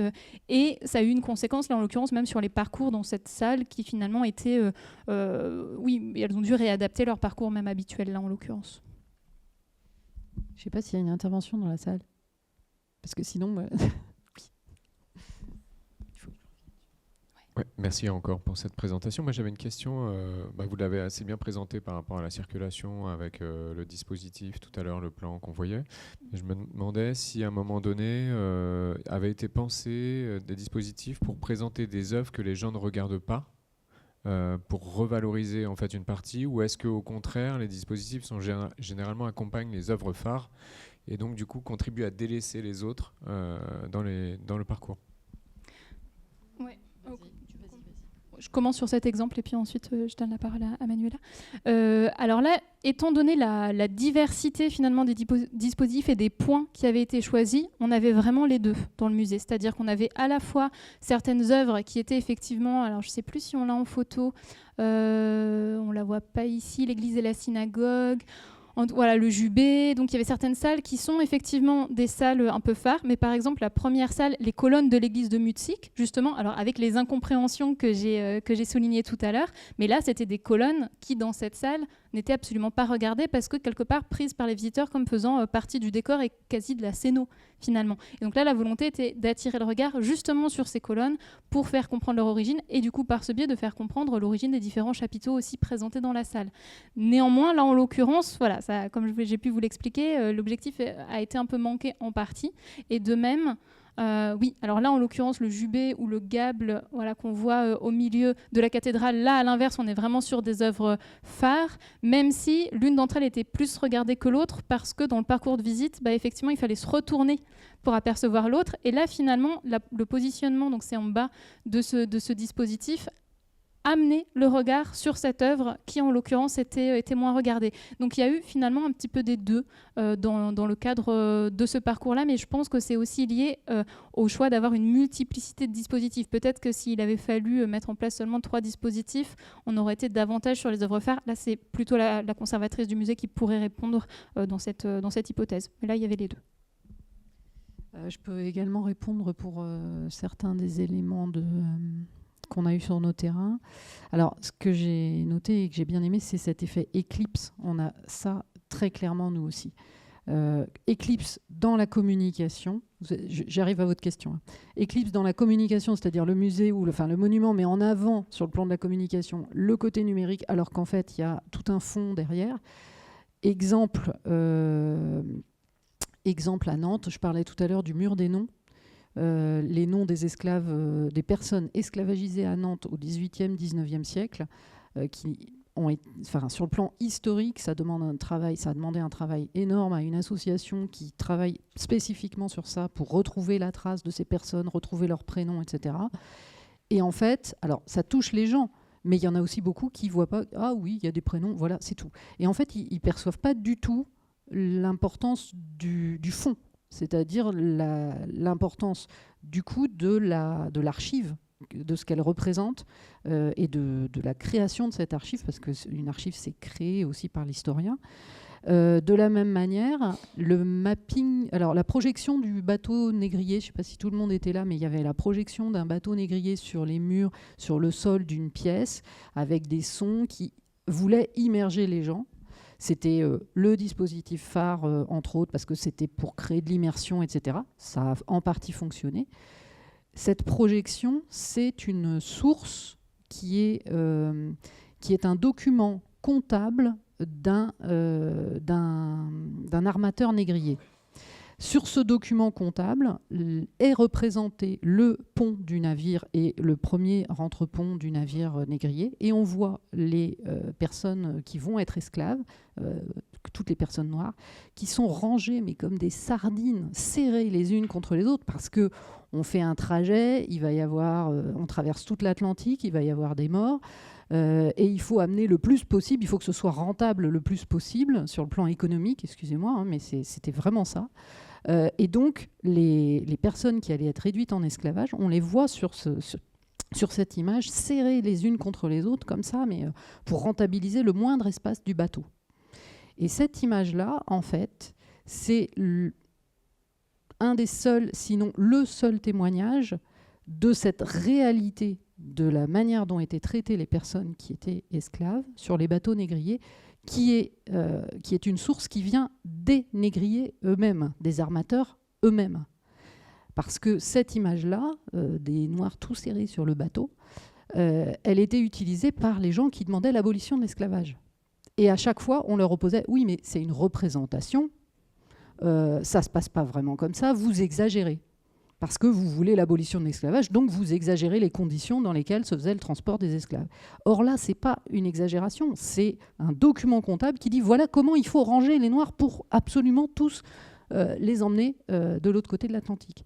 Et donc, sur le plan archivistique, et les réseaux des musées qui traitent de l'esclavage partout dans le monde connaissent cette archive, parce que sur le plan archivistique, c'est un élément vraiment énorme, c'est un document exceptionnel.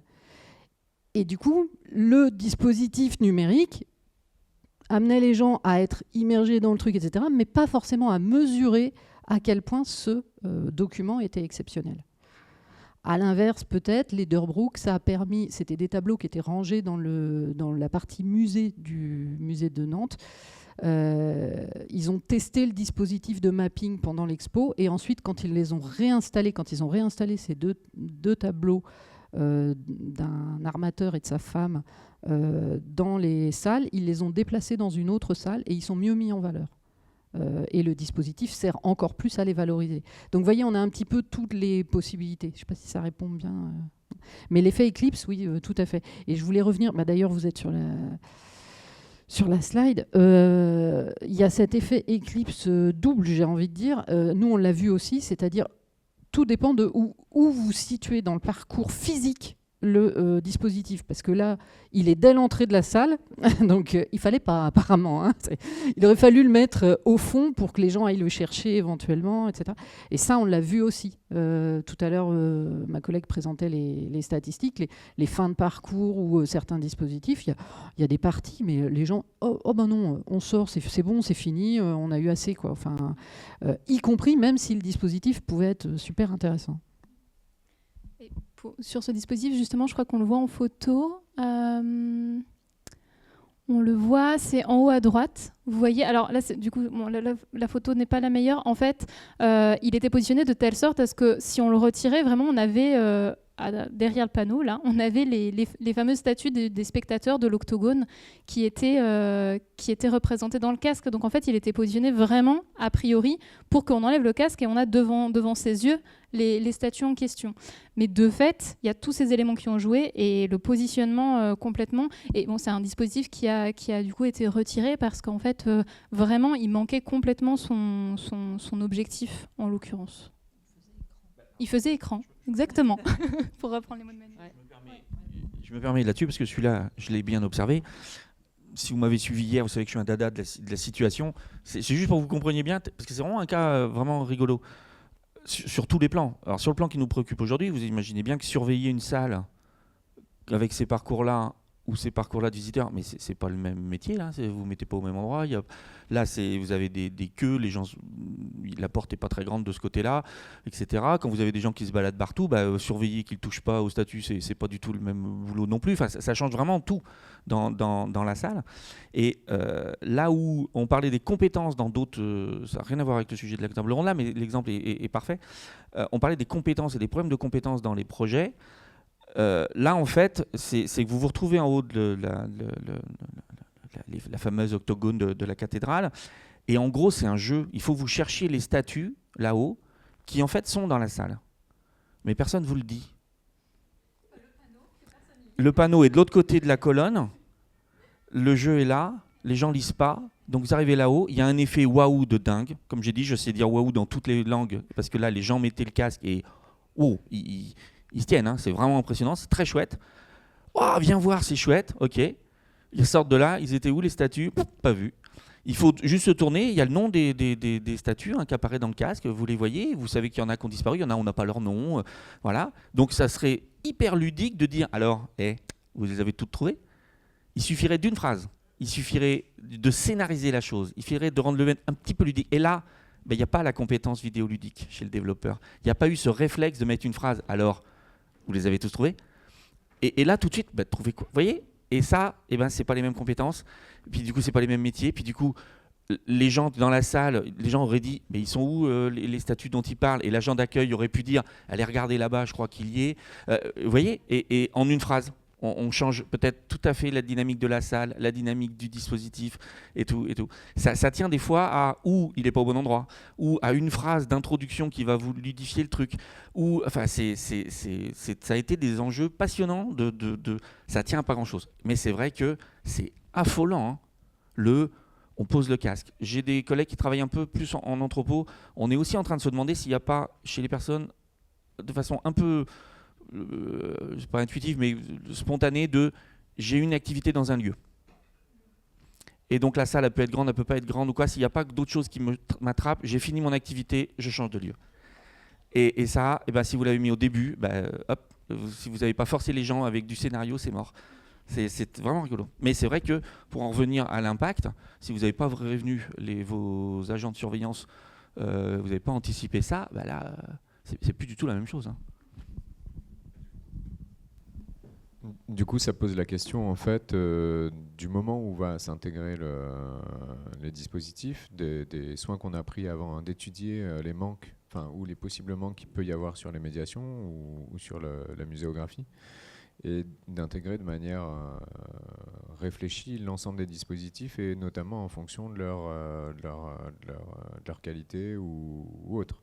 Parce qu'on parle beaucoup de numérique comme élément visuel, mais il y a l'espace sonore, qui sont des dispositifs qui permettent des immersions hyper intéressantes, mais qui au final sont peu développés. Alors, je ne sais pas si c'est une problématique de parcours, de gêne pour les visiteurs ou pas.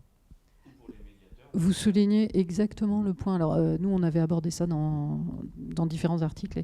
Le côté des injonctions, il faut mettre du numérique et on ne se pose pas la question, on pense d'abord outils avant de penser utilisation. Et ce qui m'a énormément frappé, nous on l'a vu, mais là tu le confirmes aussi dans votre étude, c'est à quel point les humains sont capables de détourner les dispositifs. Quoi qu'on prévoit. Hein, je pense, Olivier, tu pourrais nous en dire... tu m'as déjà parlé d'une table sur laquelle les gens changeaient leurs enfants à Fontevraud. On détourne les dispositifs. Les médiateurs et médiatrices particulièrement. Ils s'adaptent et ils réussissent à faire des trucs. C'était pas conçu pour ça. Et à quel point aussi les dispositifs, mine de rien, soit fond écran, soit au contraire provoquent l'interaction humaine pour des raisons qu'on n'avait pas prévues, y compris le dysfonctionnement. Et là, rentre en jeu des cycles de mode, c'est clair. Il y a un moment, c'est la mode de tester tel truc, c'est la mode de tester telle autre chose. La borne audio, par exemple, je pense qu'elle existe depuis longtemps. Il faudrait vérifier avec la littérature sur la communication, mais elle existe depuis longtemps et peut-être qu'il y a des publics qui considèrent que, c'est plus si effet waouh que ça. alors que l'immersion sonore fonctionne très très très bien. Un bon audio-guide fait vraiment voyager les gens mieux que beaucoup de dispositifs qui vont coûter beaucoup plus cher. Mais une très bonne scénarisation bien adaptée au lieu avec un tout simple audio-guide. Et d'ailleurs, nous sur Trévarez, on a des gens qui disent mais pourquoi il n'y a pas un audio-guide, y compris dans le parc, etc. Et ça leur convient. À Fougères, ils apprécient l'audio-guide aussi. Donc la question, c'est vraiment ça, adéquation entre le lieu où on est et le dispositif le plus adapté pour vraiment que l'expérience publique puisse venir. Et ce que je voulais souligner aussi dans votre étude, c'est que c'est extraordinaire. Nous, on a vu ça souvent. C'est que les structures, les monuments, ne se posent pas la question en amont de tester. Hein, combien de fois on en a discuté? C'est-à-dire, on met en place un dispositif. Voilà.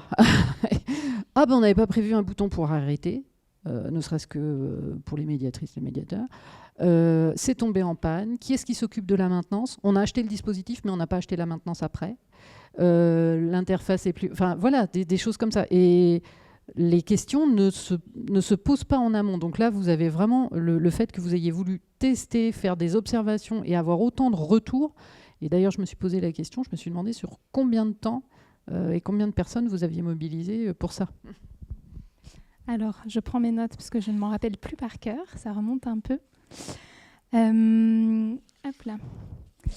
Donc, combien de temps? Donc, il y a eu 2 périodes d'évaluation, donc de mai à juillet 2022 et ensuite de février à mars 2023.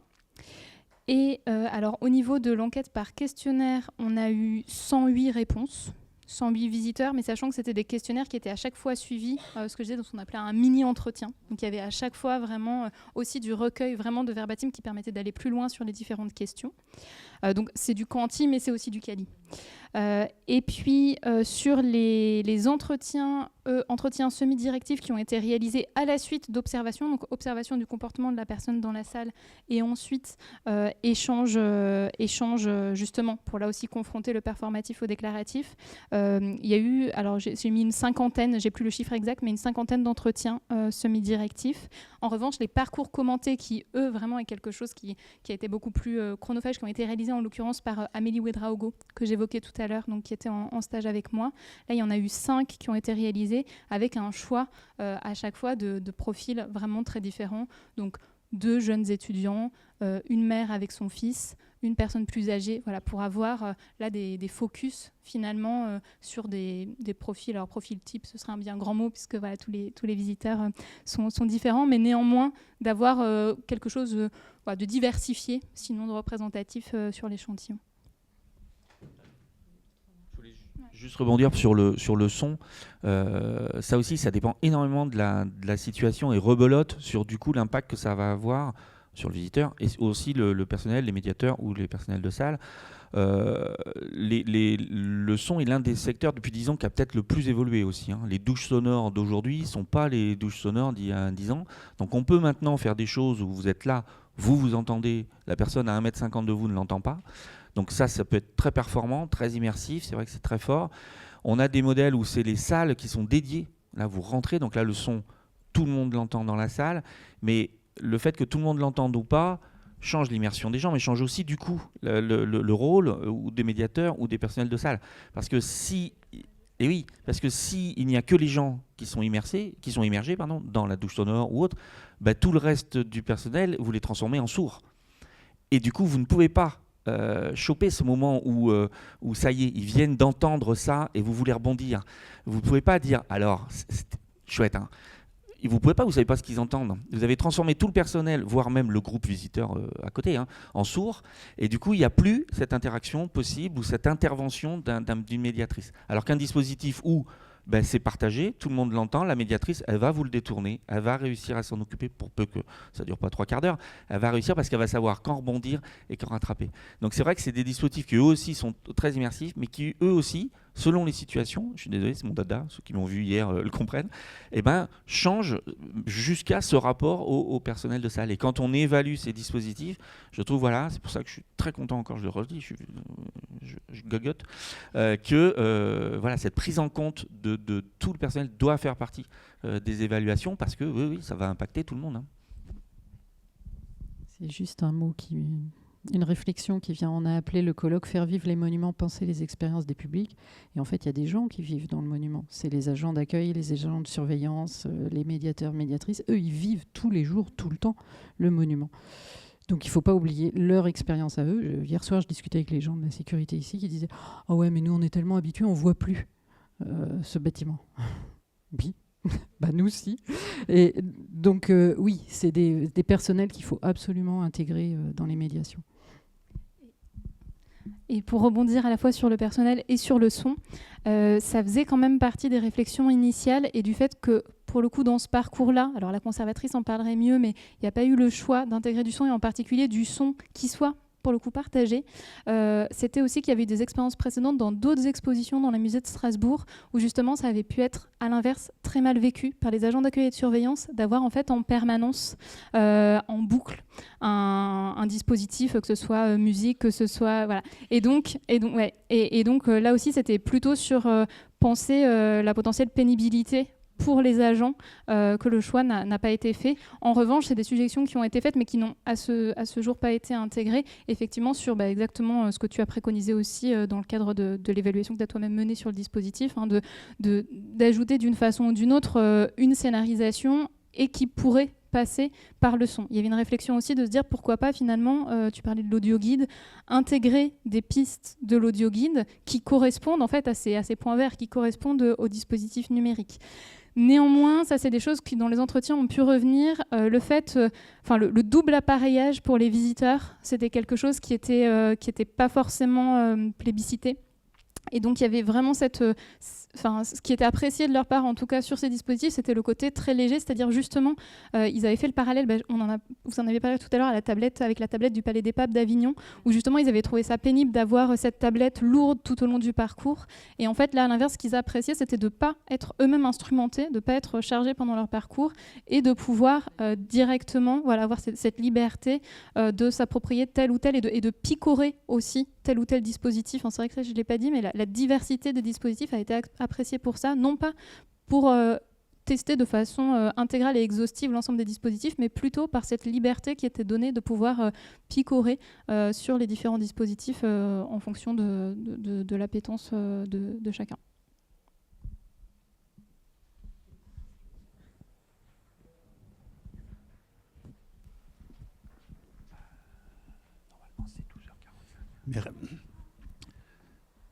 Merci pour les deux, Emmanuel aussi, là, mais les deux de ce matin et puis celle-ci, les deux présentations fort importantes, c'est large, c'est riche. J'ai eu l'impression, puis là je ne vais pas vous décevoir, mais de faire un voyage dans le temps. J'ai fait ma thèse de doctorat, puis je voyais à l'époque, peut-être un peu plus de 25 ans, c'est les mêmes résultats sur certains éléments, mais vraiment les mêmes en psychologie environnementale, dans les musées. Moi, j'étais dans les musées d'art. C'était exactement diapositive 18, section 3 ce matin, sur les usages, mot pour mot dans ma thèse, des trucs, puis c'est une thèse quantitative. Puis sur les parcours, entre autres, j'ai publié des trucs sur les parcours muséaux, puis c'est la même chose. Puis à l'époque, la médiation était un peu plus statique. Hein, il y avait des panonceaux, etc. Puis ça m'amène beaucoup à réfléchir sur l'utilisation, l'intérêt même sur le numérique, ou peu importe. Je ne suis pas anti-numérique, mais dans mon entourage, peut-être parfois quand il y a une mode, mais je connais personne qui me dit « Ouais, je vais rentrer dans cette église-là, il y a un super casque d'écoute, on va au casque d'écoute, on va pas... » Puis, quand on remplit une demande de subvention, on est dans un musée, on fait une expo, bien, je mets au défi là, les gens qui gèrent des sites patrimoniaux de faire une demande de subvention, de financement auprès de l'État en disant à l'État, on a une nouvelle expo, il n'y aura aucune technologie, mais zéro, zéro. Parce qu'aller au son, déjà, là, c'est oser là, dire je vais mettre un peu de musique dans la salle. Là, vous êtes un peu... vous êtes très osé. Et puis de dire, je fais une demande de financement, aucune numérisation, je ne suis pas certain que vous allez l'avoir. Parce que l'État, souvent, en tout cas chez nous, je ne sais pas ici, mais l'État souvent exige ça parce que l'État aussi subventionne ce qu'ils appellent en français des startups. Puis les startups font des lobbies, puis il faut aller partout. Puis souvent, on devient un peu complice, même le milieu universitaire est un peu complice là-dessus, puis là, pas vous autres, mais on devient un peu complice parce qu'on a tendance à penser que c'est... Puis là, Manuel, tu me fais réagir là-dessus, c'est l'outil. Hein, on se concentre, on met le focus sur l'outil, on fait même des programmes chez nous en médiation, puis on ne parle pas de musique, là, juste une petite bande de musique, c'est vraiment toute la techno, le logiciel, etc. Et puis, ma question, c'est un peu là-dessus. Comment nous, comme acteurs, tous les acteurs, autant les directeurs, directrices de musées, de sites patrimoniaux, mais les profs d'université, on n'est pas un peu complices, puis on oublie que peut-être qu'il y a une pierre qui est dans le musée. Parce que c'est comme si la pierre, si je regarde la statue, elle est même plus importante. Elle n'est plus là. Puis ça, c'est ça ma question. Je ne sais pas si ça manque de clarté, mais comment nous, on est comme, en termes épistémologiques, on n'est pas complice de tout ça. Puis je ne dis pas que tout est négatif là-dedans, mais on devient, l'archéologie, c'est nul. Tu ne peux pas admirer une pierre et ça te prend un iPad ou je ne sais pas quel truc. La pierre est plus importante. C'est un peu là-dedans aussi que je trouve qu'on est tous complices. Alors, je vais vous laisser réagir parce que je pense qu'il y a du grain à moudre. Je vais défendre nos universitaires. Non, oui, c'est malheureux, je pense que ça fait 20 ans qu'on répète la même chose. Donc là, le problème, il n'est pas de l'évaluation des dispositifs. Du coup, on en revient, je caricature, mais on en revient à une évaluation des politiques publiques, effectivement, de développement, de subvention. On subventionne de la création, pas de la maintenance ou de l'activité, etc., etc. Donc là, effectivement, on a fait d'ailleurs une session pendant les journées sur ça. On pourrait faire un colloque entier sur comment sont évaluées ou comment sont menées les politiques. Là où je défends les études, c'est par exemple, ne serait-ce que d'Exupat, ils ont étudié aussi les dispositifs non numériques et regarder comment ils étaient vus, perçus, plébiscités. Et je pense que Dexupat est un très bon exemple d'étude où justement on ne fait pas la promotion du numérique à tout prix. Mais là où il y a un biais, c'est que nos études, même quand on parle des autres dispositifs, moi j'ai aussi parlé, il y a des médiations doudou. Il y a un musée archéologique qui a fait des médiations doudou pour les tout petits avec des dinosaures en feutre. J'ai adoré, c'était génial. Mais c'est rebelote. Qui veut en parler ? Pas ceux qui veulent parler de tablettes et de réalité virtuelle, etc. Donc effectivement, là, il y a plus une appropriation, mais là où on est complice, c'est qu'on est aussi financé, et rebelote, on est sur des méthodologies de projet maintenant, on est sur des financements par projet, et plus fonctionnement, et donc quand il faut remplir un appel à projet scientifique, et pas celui d'un établissement culturel, c'est la même problématique en fait, et donc on glisse un numérique quelque part, même si des fois on sait très bien que ça va pas être le cœur du problème. Hein. J'entends tout à fait, je souscris tout à fait à ce que tu as dit, Laurent. Je pense qu'il y a, tu vois, il y a une remarque qui me vient en t'écoutant. Ce que j'aimerais souligner, c'est que tu parlais des résultats dans les musées particulièrement. Et en fait, je me demande dans quelle mesure c'est pas un problème de perception sociale plus largement du monument comme un musée. Et le monument comme le musée, en France en tout cas, c'est très fort, c'est le lieu de savoir, tu vois, de transmission du savoir et de transmission de la connaissance. Donc, à la fois pour les publics qui viennent, nous on a des retours là-dessus, je viens pour avoir des connaissances. Donc, quel que soit l'outil proposé, en fait, ça va être le fond qui va intéresser la personne. Et on a ce sentiment qu'il y a une partie des publics qui vient pour acquérir de la connaissance dans un lieu qui est le lieu, dans un imaginaire qui est un lieu de connaissance, de savoir. Alors, je vais faire un petit détour. On était à un colloque sur l'immersivité à Angoulême en fin d'année dernière. Je ne sais pas si tu te souviens, il y avait des collègues qui avaient fait une étude sur les musées numériques que des gens créent en ligne, en fait. C'est un truc perso, tu as envie de monter ton musée numérique. Et il soulignait une chose, c'est que beaucoup des gens proposent l'entrée du musée avec des colonnes. C'était une mais c'était vraiment frappant. C'est-à-dire, il y a une représentation sociale du temple à colonnes dans lequel on entre. C'est vraiment le temple du savoir et de la connaissance, le musée, quel que soit le sujet du musée par ailleurs. Tu vois ? Et je pense que ça, c'est un truc qui est imprégné dans les imaginaires des publics, et y compris des structures elles-mêmes, et qu'il y a une forme d'acculturation à... Allez, chez certains, on va essayer de faire des trucs nouveaux pour attirer le fameux. On va attirer les jeunes en mettant des trucs nouveaux, genre on ne sait pas trop ce que c'est peut-être des gadgets, etc. Il y a aussi cette forme de discours. Et du coup, le fond, comme tu dis, va disparaître. Mais le fond, j'ai envie de dire, c'est quand même le cœur de pourquoi on vient dans un monument, pourquoi on vient dans un musée, la fameuse pierre dont tu parles. Et ça, pour connaître et comprendre la pierre, ça te prend des années, en fait, d'études, de compréhension, des fois. Tu vois, tu as des statues, elles ne te parlent pas parce que tu ne connais pas l'histoire de l'art ou de ce que représente la statue. Et donc, c'est très délicat d'essayer, et là c'est vraiment le métier de l'historien, de l'archéologue, de celui qui crée le musée, de dire, voilà, moi je trouve ça beau et je le comprends parce qu'il y a toute une histoire, parce que si, parce que ça, etc. Et je vais essayer de traduire, enfin de transmettre cette passion aux visiteurs. Comment je fais ? Et donc on essaye tout, d'une certaine manière. Des fois c'est ça, on va tout essayer pour... amener les gens à comprendre à quel point ça peut être important, ça peut être passionnant, ça peut être beau, au-delà de juste une pierre. Tu vois ce que je veux dire ? C'est un vrai métier. Alors quand on parle, par exemple, avec les conservateurs, les archivistes, etc., ils peuvent vous parler mais des heures de la pierre. Et ça devient passionnant quand il y a en fait, souvent quand il y a une médiation qui est bien faite et une médiation humaine.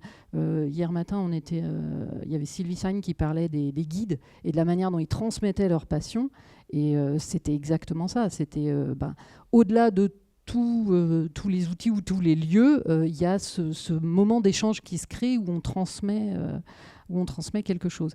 Et il y a une chose que je n'ai pas eu le temps de dire tout à l'heure dans la présentation, c'est que, moi, en tant qu'historienne, mais c'est peut-être un biais, non, mais tu vois, sur tout le travail qu'on a fait sur Dexcupat, si je devais vraiment synthétiser et me dire quel est le meilleur médiateur, c'est le monument lui-même, en fait. Parce que les gens viennent d'abord pour ça. Et on a plein de retours de gens qui disent l'architecture, le monument, ici, le point de vue, c'est super beau, la décoration. C'était pas le sujet de la présentation de ce matin, mais en fait, le dispositif central auquel tout le monde est sensible, c'est le monument. On vient d'abord parce que il y a un truc là qui nous attire. On sait qu'il y a de l'histoire, même si on connaît pas bien, même si. Donc en fait, c'est la pierre. Tu vois, c'est la pierre dont tu parlais. Pour continuer sur la pierre, sur la pierre et le monument. Alors, le musée de l'œuvre Notre-Dame, c'est un contexte un petit peu différent parce qu'on n'est pas sur un monument. Enfin, on est aussi sur une architecture particulière, mais en tout cas, on est avant tout sur un musée qui présente des éléments qui viennent d'un monument, mais qui ne sont plus sur le monument en question. Donc, on a compris. Vous m'avez suivi. Donc, il y a pour ce musée, indépendamment de l'outil numérique ou d'autres outils, il y a un véritable enjeu de recontextualisation, de restitution et de compréhension finalement d'où viennent ces pierres qui sont exposées dans le musée.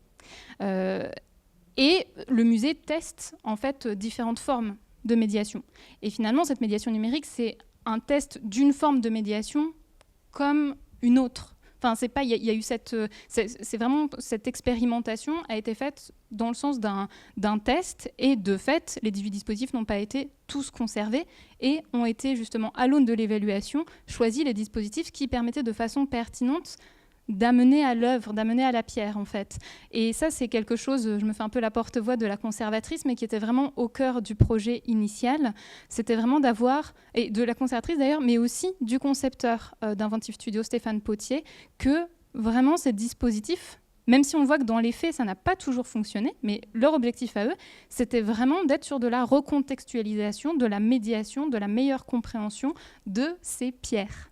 Donc, peut-être préciser aussi qu'il y a une spécificité là sur le concepteur d'Inventive Studio, qui est, alors de fait, qui du coup n'a pas les compétences du côté effectivement plus animation vidéoludique, etc. que tu évoquais. C'est quelqu'un qui est architecte en fait au départ et qui en fait lui au départ c'est quelqu'un qui a vraiment commencé à utiliser la modélisation numérique dans le cadre de ses propres recherches en termes d'architecture, mais qui s'est aussi depuis longtemps intéressé à la cathédrale de Strasbourg et donc qui a formulé tout un tas d'hypothèses de restitution à travers le numérique. Au départ, en fait, lui, il utilisait cet outil dans ce sens-là.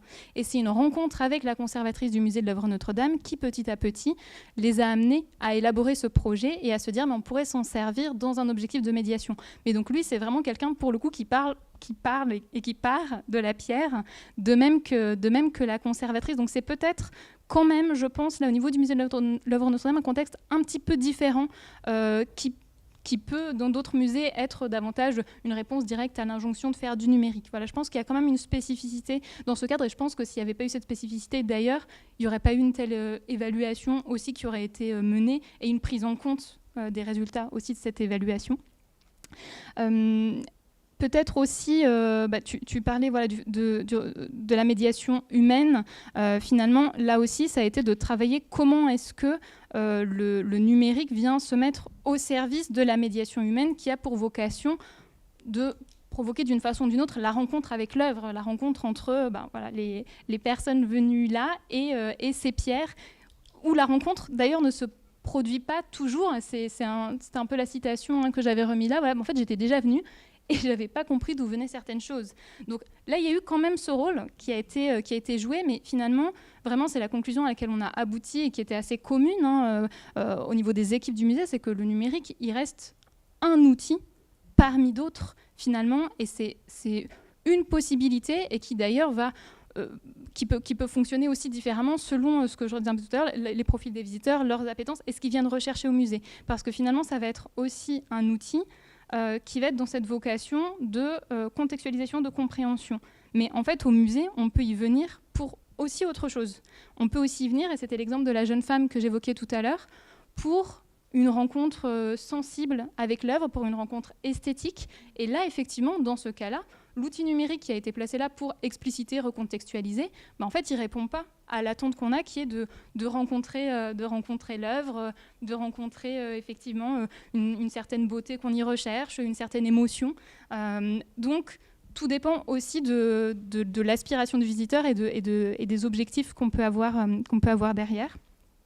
Et je voulais rebondir sur ce qu'a dit Olivier juste avant sur le fait qu'il n'y a pas que, la recherche n'est pas que faite sur les dispositifs numériques. De même à Strasbourg, on avait, donc ça c'est une étude parmi d'autres que j'ai pu coordonner à Strasbourg. Et on a par exemple étudié les cartels au niveau du musée des Beaux-Arts et la façon dont justement les visiteurs lisaient ou non, s'appropriaient ou non les cartels. Et là aussi, de travailler sur les parcours de visite par rapport à la lecture des cartels dans le parcours. On a pu travailler sur un espace de médiation, pour le coup sans numérique du tout, au musée d'art moderne et contemporain qui s'appelle Experimams, qui est un espace de médiation qui se renouvelle tous les ans, 1 an et demi, avec à chaque fois une thématique. Et on a plusieurs salles qui, là, sont pour les visiteurs en autonomie, qui vont pouvoir explorer et appréhender les œuvres de différentes façons, par le jeu, par des ateliers créatifs, par des dispositifs sensoriels, par des dispositifs de mise en scène, etc. Et là aussi, on a mené toute une étude sur justement les usages, les comportements, la réception des publics dans ces espaces. Donc voilà, dire qu'on ne sait pas, là c'est la thématique sur laquelle j'ai été convoquée par Olivier, mais en soi, il y a aussi d'autres études qui pourraient être partagées. Après, qui sait, c'est une mode. On connaîtra peut-être une époque où si on met dispositif numérique dans une demande de subvention, ce sera le meilleur moyen de se la faire refuser. Hein.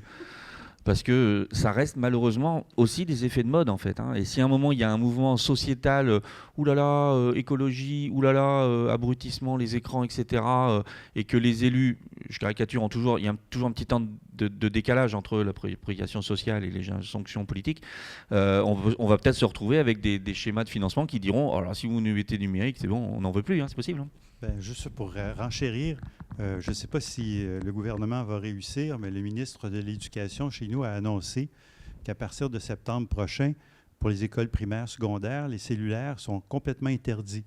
Alors j'imagine l'enseignante ou l'enseignant qui va amener son école dans un musée où il y a des écrans, quel choix? Je ne sais pas comment on va faire un choix parce que donc l'idée, c'est d'enlever les tablettes, d'enlever tout le numérique dans les écoles. Et ça va peut-être amener à des questionnements, Olivier, que vous soulevez, parce que les musées vont devoir réfléchir à ce genre de problématiques-là. Mais a priori, obliger le fait qu'il y ait du numérique dans les injonctions ou refuser systématiquement le numérique dans les injonctions sont tout aussi absurdes les deux. Vous aviez une question? Oui, en fait, plus un commentaire plutôt terre à terre. Tout à l'heure, vous parliez de l'ergonomie, finalement, des outils aussi.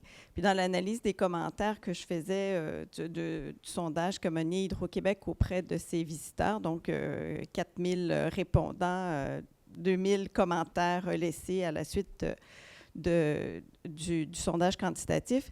Et j'ai été étonnée de voir le nombre de commentaires, les rares commentaires négatifs, en fait, qu'il y avait concernaient les fameux écouteurs, tout ce qui touche à ça, notamment pour les personnes âgées qui ont des appareils auditifs pour lesquels c'est vraiment compliqué. Et souvent, la surdité, ça peut être moins visible que d'autres formes de handicap.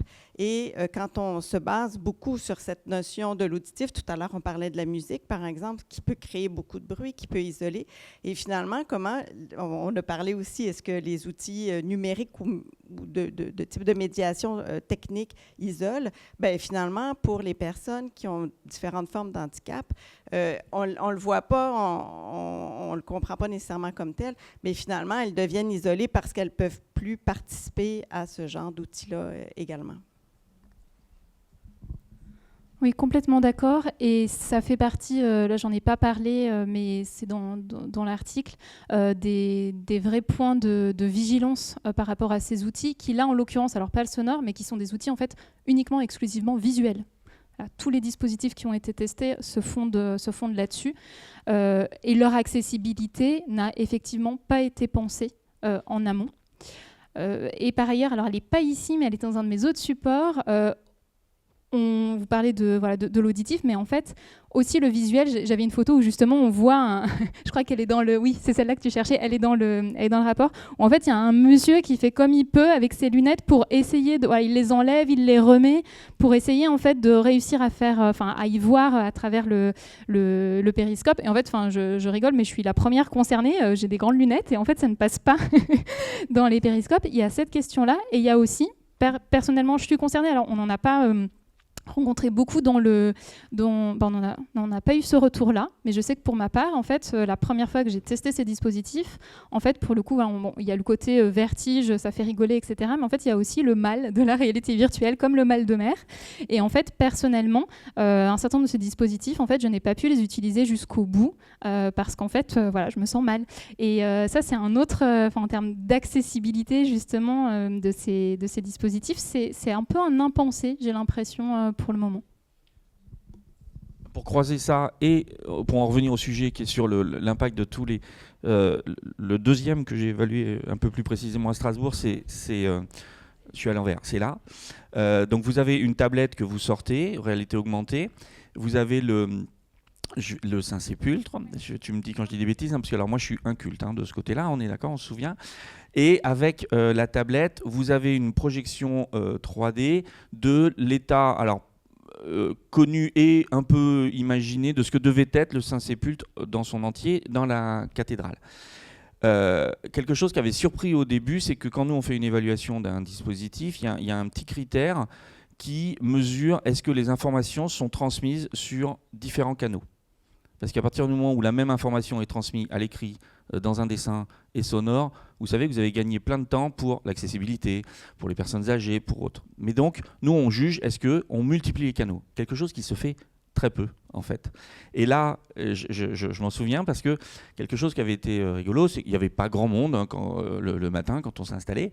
Et je testais un peu le dispositif parce qu'il n'est pas si facile que ça à utiliser parce que la salle est petite et en fait, le Saint-Sépulcre est très grand. Et on a du mal avec la tablette à vraiment quand même en fait voir. C'était pas si simple. Et là, on en voit un tout petit bout. Mais en fait, il y a deux tables sur les côtés là, avec toutes les informations et les dessins que vous pouvez en fait avoir sur la tablette, hein, quasiment.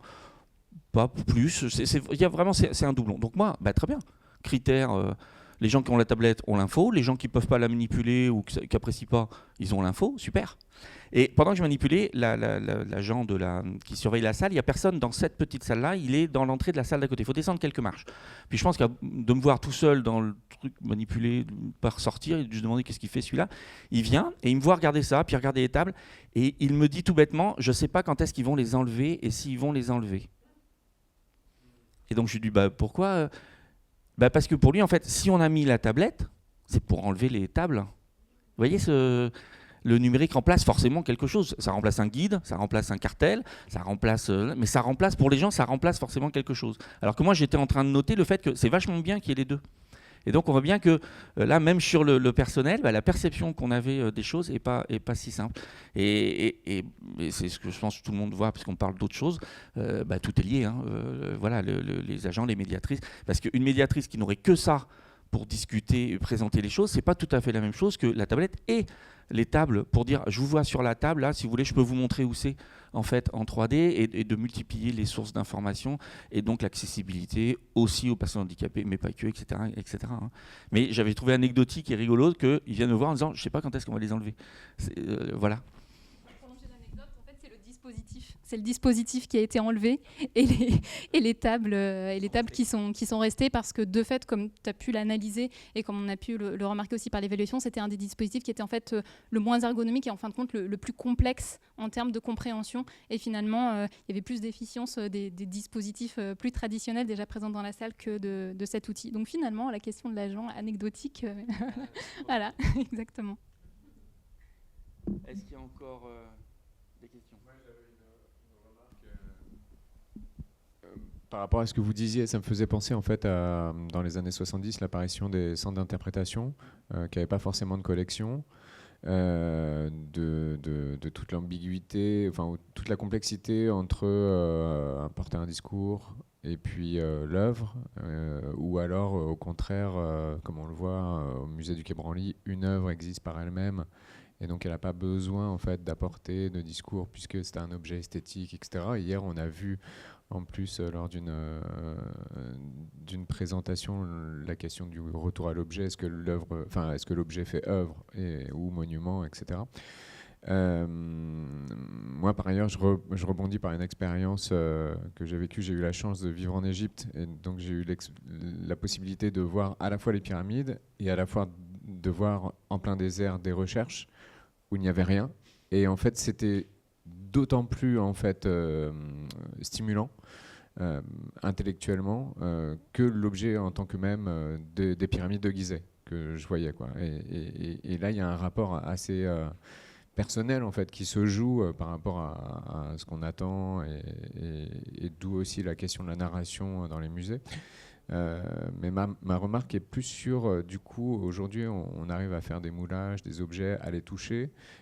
Est-ce que ces objets-là, ou est-ce que vous avez l'expérience de musées dans lesquels on va faire des reproductions qu'on peut venir attraper, manipuler, etc. Et est-ce que ça apporte au-delà du dispositif numérique, quoi?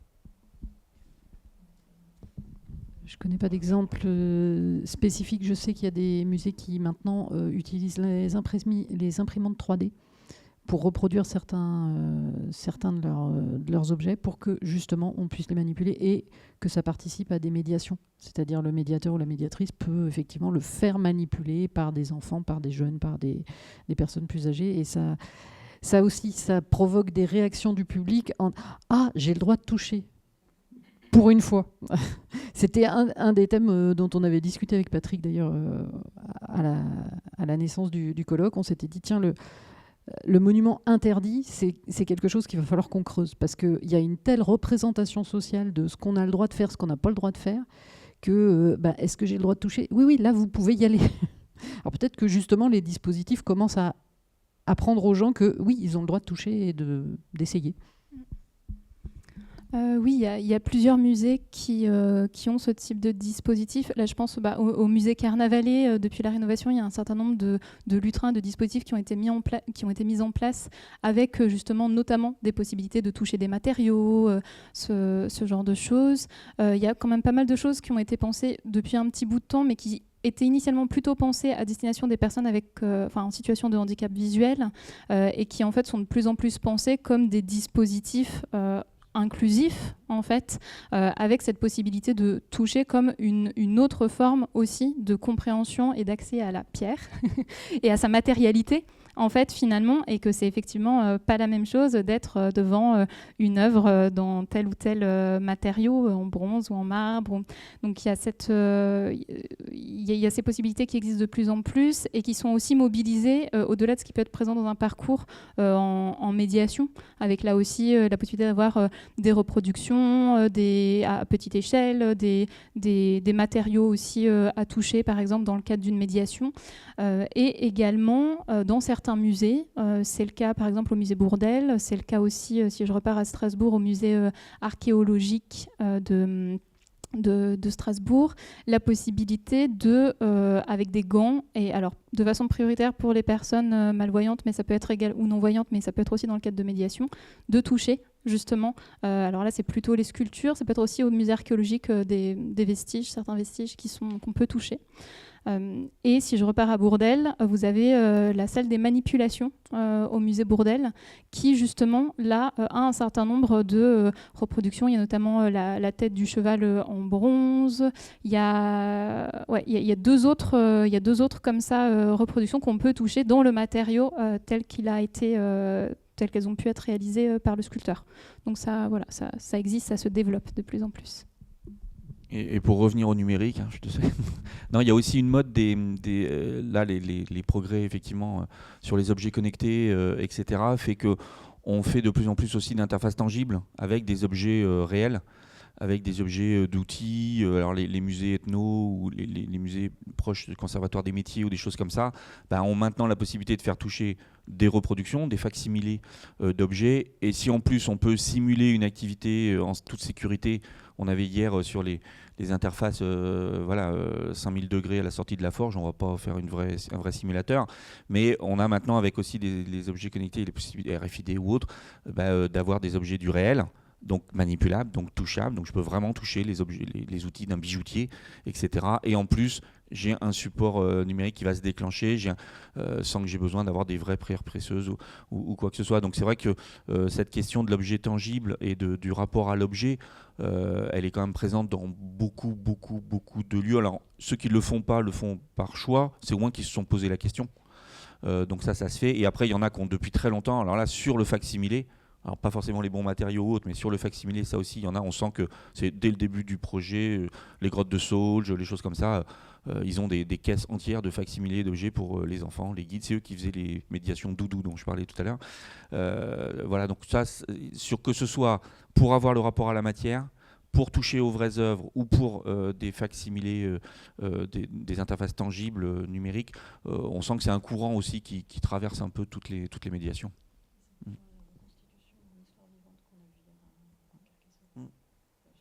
Mais là aussi, je suis désolé, je suis un peu têtu, je reviens au sujet, ça fait des questions différentes à poser aux gens qui sont aux médiateurs ou à côté, parce qu'entre une fiche d'encyclopédie d'hydro qui vous montre des outils et une manipulation de l'outil que vous n'arrivez pas à faire, quand vous posez la question comment je me sers de tel outil à la personne qui surveille la salle à côté, elle vous regarde des fois en mode alors attendez, moi je ne suis pas un tonnelier du 17e, enfin vous voyez, voilà, ça englobe aussi encore d'autres choses, d'autres compétences. Je ne sais pas si vous avez assisté à la présentation sur Carcassonne et à l'histoire vivante hier. Non, il y avait des gens des médiatrices de Carcassonne qui expliquaient qu'elles travaillent avec des reconstituteurs historiques, qui sont des gens qui cherchent les sources, etc., qui reconstruisent le vêtement, l'outil, l'objet, et qui le mettent en scène dans une histoire vivante. Et ça fonctionne très très bien auprès des publics. Parce que du coup, les gens, on peut toucher, on peut voir comment c'est utilisé, ça devient réel, ça devient vrai, et ça met les humains en rapport en fait avec l'humain du passé, mais qui vivait comme nous, qui avait 2 jambes, 2 bras, ou pas d'ailleurs, qui pouvait être handicapé aussi. Je citais l'exemple du château de Fougères qui a fait toute une expo avec la guerre, ça amène des estropiés. Et donc, on utilise des béquilles, etc. Et là, les enfants comprenaient beaucoup mieux tout d'un coup les problèmes de handicap. Et c'était utilisé via le détour historique de la guerre et la guerre au Moyen-Âge, qui est le thème du château. Oui.